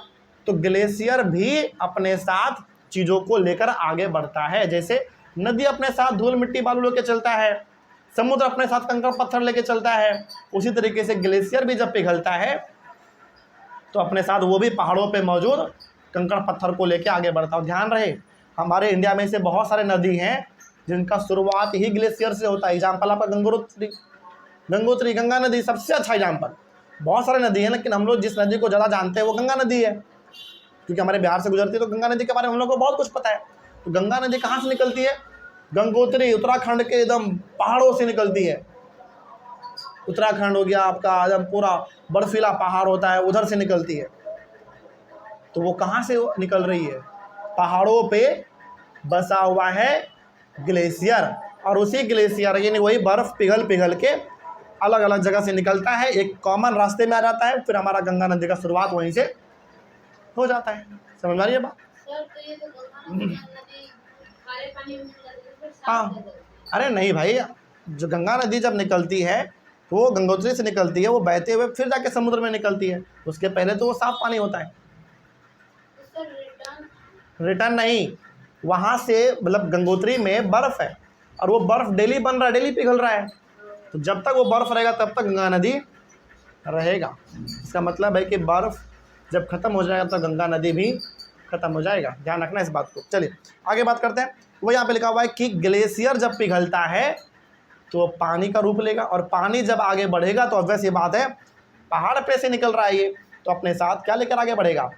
कंकड़, पत्थर, इन सभी चीज़ों को लेकर वो आगे बढ़ेगा। तो हम ये कह सकते हैं कि ग्लेशियर भी ज़मीन को क्या करता है? इरोड करता है। इरोड का मतलब ज़मीन को वो भी बर्बाद करता है, अपने साथ धूल मिट्टी सब लोग के आगे बढ़ जाता है। नेक्स्ट पॉइंट है इसमें, glaciers carve deep hollows there. मतलब ग्लेशियर से जब नदी निकलती है, ग्लेशियर से जब पानी पिघल के नदी निकलती है, नदी बन के, तो एक बहुत गहरा रास्ता बना के निकलती है। मतलब कि पहले से रास्ता बना हुआ है, उसी रास्ते से सारा पानी नीचे आ जाती है पहाड़ से, और फिर पहाड़ से आके फिर प्लेन जगह पे हमारा नदी बहना स्टार्ट हो जाता है। ठीक है, लेकिन ध्यान रखना है कि इंडिया में बहुत सारी नदी हैं जो कि ग्लेशियर से ही निकलती हैं। एग्जाम्पल आपका गंगा नदी है। अगला है हमारा, the ice melts, they get filled up with water and become beautiful lakes in the mountains.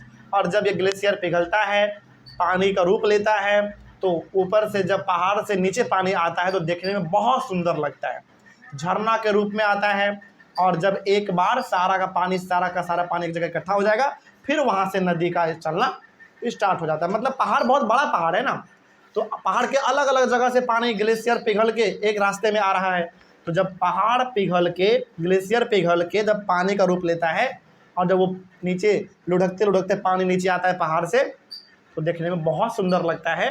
मतलब इतना मन लगे, आपको लगेगा कि यहाँ से जाने का मन नहीं करेगा, ऐसा इतना सुंदर दिखने में लगता है। तो ध्यान रखना है कि ग्लेशियर जब पिघलता है, पानी का रूप लेता है, और जब वो पहाड़ों से निकल के ज़मीन पे आता है, आने से पहले वो बहुत साफ़ होता है, बहुत सुंदर लगता है देखने में, बहुत अच्छा लगता है। इससे आपको एग्जाम्पल देते हैं, गंगा नदी। गंगा नदी को आप हरिद्वार में जाके देखो, कितना साफ़ पानी होता है। मतलब इतना साफ़ पानी होता है हरिद्वार में गंगा नदी का कि आप उसको पी सकते हैं। लेकिन जैसे जैसे गंगा नदी आगे बढ़ती है, यूपी में आती हैं, बिहार में, फिर बंगाल में, गंदा होता चला जाता है। क्यों? क्योंकि हमारे सारे शहर का गंदगी, नाले का पानी, घर का पानी सब कहाँ जाता है? पहले नाला में, फिर नाला का पानी गंगा नदी में जाता है, इसलिए वो गंदा हो जाता है। लेकिन हरिद्वार में बहुत साफ सफाई है, पहाड़ी इलाका है, वहाँ से गंगा नदी बहुत ही नज़दीक पड़ती हैं, तो वहाँ पे पानी साफ़ होता है उसका। ठीक है, तो ध्यान रखना है कि जो नदी जहाँ से निकलेगी वहाँ पे उसका पानी बहुत साफ़ होगा। जैसे जैसे वो आगे बढ़ेगी उसका पानी गंदा होता चलेगा। हाँ, हरिद्वार में गंगा का पानी इतना साफ़ होता है कि आप उसको पी सकते हैं। सोचो, इतना साफ़ होता है। हाँ बिल्कुल, बहुत साफ़ होता है पानी। ठीक है, अगला उसके बाद है हमारा ग्लेशियल मोरेन्स क्या होता है। चलिए इसके बारे में बात करते हैं। ग्लेशियल मोरेन्स क्या होता है? The material carried by glacier such as rocks, big and small, sand and silt get deposited. These deposits form glacial moraines. जैसे देखो होता क्या है, ग्लेशियर कहाँ पाया जाएगा? पहाड़ों में, और वैसी बात है। तो जब पानी पिघलेगा तो अपने साथ वो पानी क्या लेके आगे बढ़ेगा? कंकड़, पत्थर। पहाड़ पे क्या मिलेगा आपको? अच्छा, क्या आपको क्या लगता है पहाड़ पे धूल मिट्टी मिलेगा आपको? कीचड़ वगैरह मिलेगा? नहीं, पहाड़ पे ये सब नहीं मिलता है। पहाड़ पे क्या मिलेगा आपको? कंकड़, पत्थर, है ना, छोटे छोटे पत्थर वगैरह मिलेगा, कंकड़ मिलेगा, ये सब। तो जब ग्लेशियर पिघलता है, अपने पानी को लेकर, जब ग्लेशियर पिघलेगा, पानी जब आगे बढ़ेगा तो वो पानी अपने साथ लेके चलेगा, छोटा छोटा पत्थर, बड़ा बड़ा पत्थर सब लेके चलेगा। और वो सब जब एक जगह पे जमा हो जाएगा, जब इकट्ठा हो जाएगा सारे कंकड़ पत्थर, उसी को हम लोग कहते हैं ग्लेशियल मोरेन्स। तो कोई पूछे बताओ ग्लेशियल मोरेन्स क्या होता है? तो सिंपल सा बताना है कि ग्लेशियर से जो पानी निकलता है वो पानी अपने साथ कंकड़ पत्थर छोटे बड़े सब को लेकर आगे बढ़ता है, और वो सब जब एक जगह पे इकट्ठा हो जाता है, कंकड़ पत्थर सब कुछ एक जगह जमा हो जाएगा, तो उसी जगह को हम लोग कह देते हैं ग्लेशियल मॉरेंस। ग्लेशियल मॉरेंस बोलते हैं, सिंपल ध्यान रहेगा। और इस प्रकार का ग्लेशियर दिखता है जहाँ पे केवल और केवल आपको बड़े बड़े पहाड़ और पहाड़ों के ऊपर जमा हुआ बर्फ दिखेगा। इसीलिए ग्लेशियर को क्या बोला जाता है? रिवर ऑफ आइस, मतलब बर्फ का नदी। यहाँ पे बर्फ बहुत सारे होते हैं, कोई कमी नहीं होगा। ठीक है, चलिए ये भी हमारा कंप्लीट हुआ। नेक्स्ट है हमारा वर्क ऑफ विंड, यानी कि हवा क्या कर सकता है। आइए थोड़ा सा हम लोग वर्क ऑफ विंड के बारे में भी बात कर लेते हैं। देखिए, हमने आपको बताया था कि हवा के चलने से भी एक जगह का धूल बालू वगैरह एक जगह से उड़ के दूसरे जगह पे चला जाता है। अच्छा, यदि आपको ये चीज़ देखना हो ना, तो आप ऐसे जगह पे जाके देखिए जहाँ पे बालू बहुत ज़्यादा पाया जाता हो। एग्जाम्पल आपके राजस्थान का डेजर्ट, मतलब डेजर्ट का इलाका ऐसा होता है ना कि यदि वहाँ पे एक बार आंधी तूफान आ गया ना, तो आप देखेंगे कि यहाँ पे ना बालू का पहाड़ नहीं था, जमा हो गया, बन गया, और जहाँ पे बालू का पहाड़ था वो सारा बालू वहाँ से गायब हो जाएगा और दूसरे जगह पे जाके जमा हो जाएगा। मतलब यदि आप राजस्थान वाले साइड में जाते हैं, राजस्थान वाले साइड में यदि आप जाएंगे और ख़ास करके उस जगह पे जहाँ पे बालू बहुत पाया जाता है, तो वहाँ पे ना आपको डेली बालू का पहाड़ बनता हुआ बिगड़ता हुआ दिख जाएगा। मतलब डेली वहाँ पे पहाड़ का बालू बनता है, मतलब बालू का पहाड़ डेली बनता है, डेली गायब होता है, डेली बनता है, डेली गायब होता है। क्योंकि ध्यान रखना है, हवा चलने से एक जगह का बालू सारा उड़ के दूसरे जगह पे चला जाता है और वहाँ पे पहाड़ बन जाता है बालू का। मतलब इतना बड़ा भी पहाड़ नहीं, लेकिन वहाँ पे छोटा ऊंचा जगह, गहरा जगह बन जाता है बालू का। ठीक है, चलिए आगे बात करते हैं। इसमें क्या लिखा हुआ है देखिए। अच्छा, इस पिक्चर को भी आप देख के समझ पा रहे होंगे कि, अच्छा आपने मूवी में भी देखा होगा, मूवी में बहुत सारे ऐसे मूवी आप देखे होंगे जहाँ पे बड़े बड़े पहाड़ दिखते हैं बालू के बने हुए, लेकिन वो पहाड़ एक्चुअली में होता नहीं है, वो बालू एक जगह पे जमा हो गया, कहीं पे गायब हो गया। इस प्रकार का स्ट्रक्चर ऊंचा नीचा वाला आपको दिख जाता है। इसको हम लोग बोलते हैं सैंड ड्यून्स। क्या बोलते हैं? सैंड ड्यून्स बोलते हैं। आइए थोड़ा इसके बारे में पढ़ते हैं, फिर आगे बात करेंगे। An active agent of erosion and deposition in the desert is wind. मतलब कि डेजर्ट वाले इलाका में जहाँ पे बालू वगैरह बहुत ज़्यादा पाया जाता है, वहाँ पे बालू को एक जगह से उड़ा के दूसरे जगह पे लेके जाना, यहाँ पे काम कौन करता है? ये हवा काम करता है। कौन करेगा? हवा करेगा। ठीक है। अच्छा, यदि आप दुनिया के सबसे बड़े डेजर्ट में चले जाते हैं, सहारा डेजर्ट में यदि आप चले जाते हैं, तो वहाँ पे तो आपको और ये साफ तरीके से दिख जाएगा। मतलब वहाँ पे ना डेली आप देखेंगे कि आपके, मतलब आप इमेजिन करो, ऐसा होता है कि एक बालू का पहाड़ आज बना, कल वो गायब हो जाएगा, पता नहीं कहाँ गया। इसका सिंपल सा रीज़न है कि हवा चला, उड़ा के लेके चला गया, दूसरे जगह पे जाके वो उसको इकट्ठा कर दिया। तो डेजर्ट वाला इलाका में डेली बालू का पहाड़ बनता है और डेली बालू का पहाड़ गायब हो जाता है। और करता कौन है ये सब? हवा करता है। तो डेजर्ट वाले इलाके में बालू को उड़ा के लेके जाना एक जगह से और दूसरी जगह पे जाके उसको रख देना, ये काम किसका है? हवा का है। हवा चलने से होता है ये सब। अगला है हमारा मशरूम रॉक्स। ये मशरूम रॉक्स क्या होता है? चलिए थोड़ा इसके बारे में बात करते हैं। In deserts rocks in the shape of a mushroom commonly called mushroom rocks. Desert वाले इलाका में ना यदि पत्थर पाया जाएगा तो कैसा पाया जाता है पता है? मशरूम के जैसा। उसका पिलर बहुत पतला होगा और उसके ऊपर आपको लगेगा कि एक पूरा छत ढाला हुआ है। ऐसा क्यों होता है पता है? क्योंकि वहाँ पे ना लगातार आंधी तूफान आता रहता है, जिसके वजह से उसका पिलर घिसते क्या हो जाता है? पतला हो जाता है। और कई बार तो उसका छत भी उस लोड को नहीं सह पाता है पिलर, तो छत नीचे गिर जाता है, धंस जाता है। तो डेजर्ट वाला इलाका में कभी आपको जाने का मौका मिले और यदि वहाँ पर आपको बड़े बड़े चट्टान वगैरह दिखने को मिलेगा, पत्थर वगैरह, तो कैसा शेप का मिलेगा? मशरूम जैसा। मशरूम कैसा होता है भाई? उसका डंटी बहुत पतला होता है, ऊपर पे लगेगा कि एक छत है, छाता टाइप। सिंपल सा मशरूम समझना है ना, तो अपना छाता देख लो, अम्ब्रेला, वैसा ही होता है। तो ऐसा पत्थर, ऐसा चट्टान डेजर्ट इलाका में आपको बहुत मिल जाएगा, उसी को हम लोग कहते हैं मशरूम रॉक्स। सिंपल, कोई दिक्कत नहीं इसमें। अच्छा, यदि पूछ दे कि चट्टान का इतना पिलर जो है वो पतला कैसे हो गया भाई, तो सिंपल सा बताना है, हवा चलने से भी लगातार वो खिंचता चला गया और वो पतला हो गया। और कई बार तो उसका पिलर इतना पतला हो जाता है कि उसके छत का भार वो सह नहीं पाता, तो वो नीचे गिर जाता है। तो केवल आपको क्या दिखता है, पिलर खड़ा दिखता है, ऐसा भी दिख जाता है। अगला, winds erode the lower section of the rock more than the upper part। वही बात है हमने जो कहा, जो नीचे वाला पार्ट है, जो पिलर वाला पार्ट है, वो ज़्यादा खिया जाता है, खिंच जाता है ऊपर वाले पार्ट के कंपैरिजन में। मतलब ऊपर का पार्ट थोड़ा बहुत खियाएगा तो नीचे का पार्ट जो पिलर है वो बहुत ज़्यादा खिया के वो बहुत पतला हो जाता है।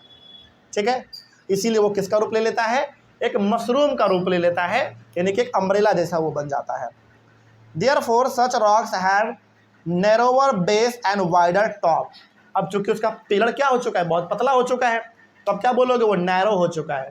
पतला मतलब नैरो हो चुका है, लेकिन जो ऊपर वाला पार्ट है, जो छत वाला पार्ट है, वो तो अभी भी बरकरार है, तो उसको हम लोग बोल देंगे वाइडर टॉप। सिंपल। तो पिलर चूंकि पतला हो जाता है तो वो हो गया हमारा नैरो, और ऊपर वाला पार्ट जो छत वाला पार्ट होता है वो कभी जल्दी खियाता नहीं है, खिंचता भी नहीं है, वो तो वाइडर टॉप हो गया। अगला है सैंड ड्यून्स। इसी प्रकार के स्ट्रक्चर को हम लोग कहते हैं सैंड ड्यून्स, जहाँ पे आपको बड़े बड़े पहाड़ जैसे बने हुए बालू के दिखेंगे पहाड़, उसी को हम लोग कहते हैं सैंड ड्यून्स। और राजस्थान में भी ये खूब दिखता है। कभी आप राजस्थान जाइए घूमने के लिए, राजस्थान में भी जैसलमेर, बीकानेर, ये सब जगह यदि आप जाएंगे तो वहाँ पे आपको ऐसा सैंड ड्यून बहुत दिख जाएगा। ठीक है, आगे मूवी में देखेंगे आप लोग, बहुत सारे ऐसे मूवी हैं जिसमें ये सब चीज़ आपको दिखाया जाता है।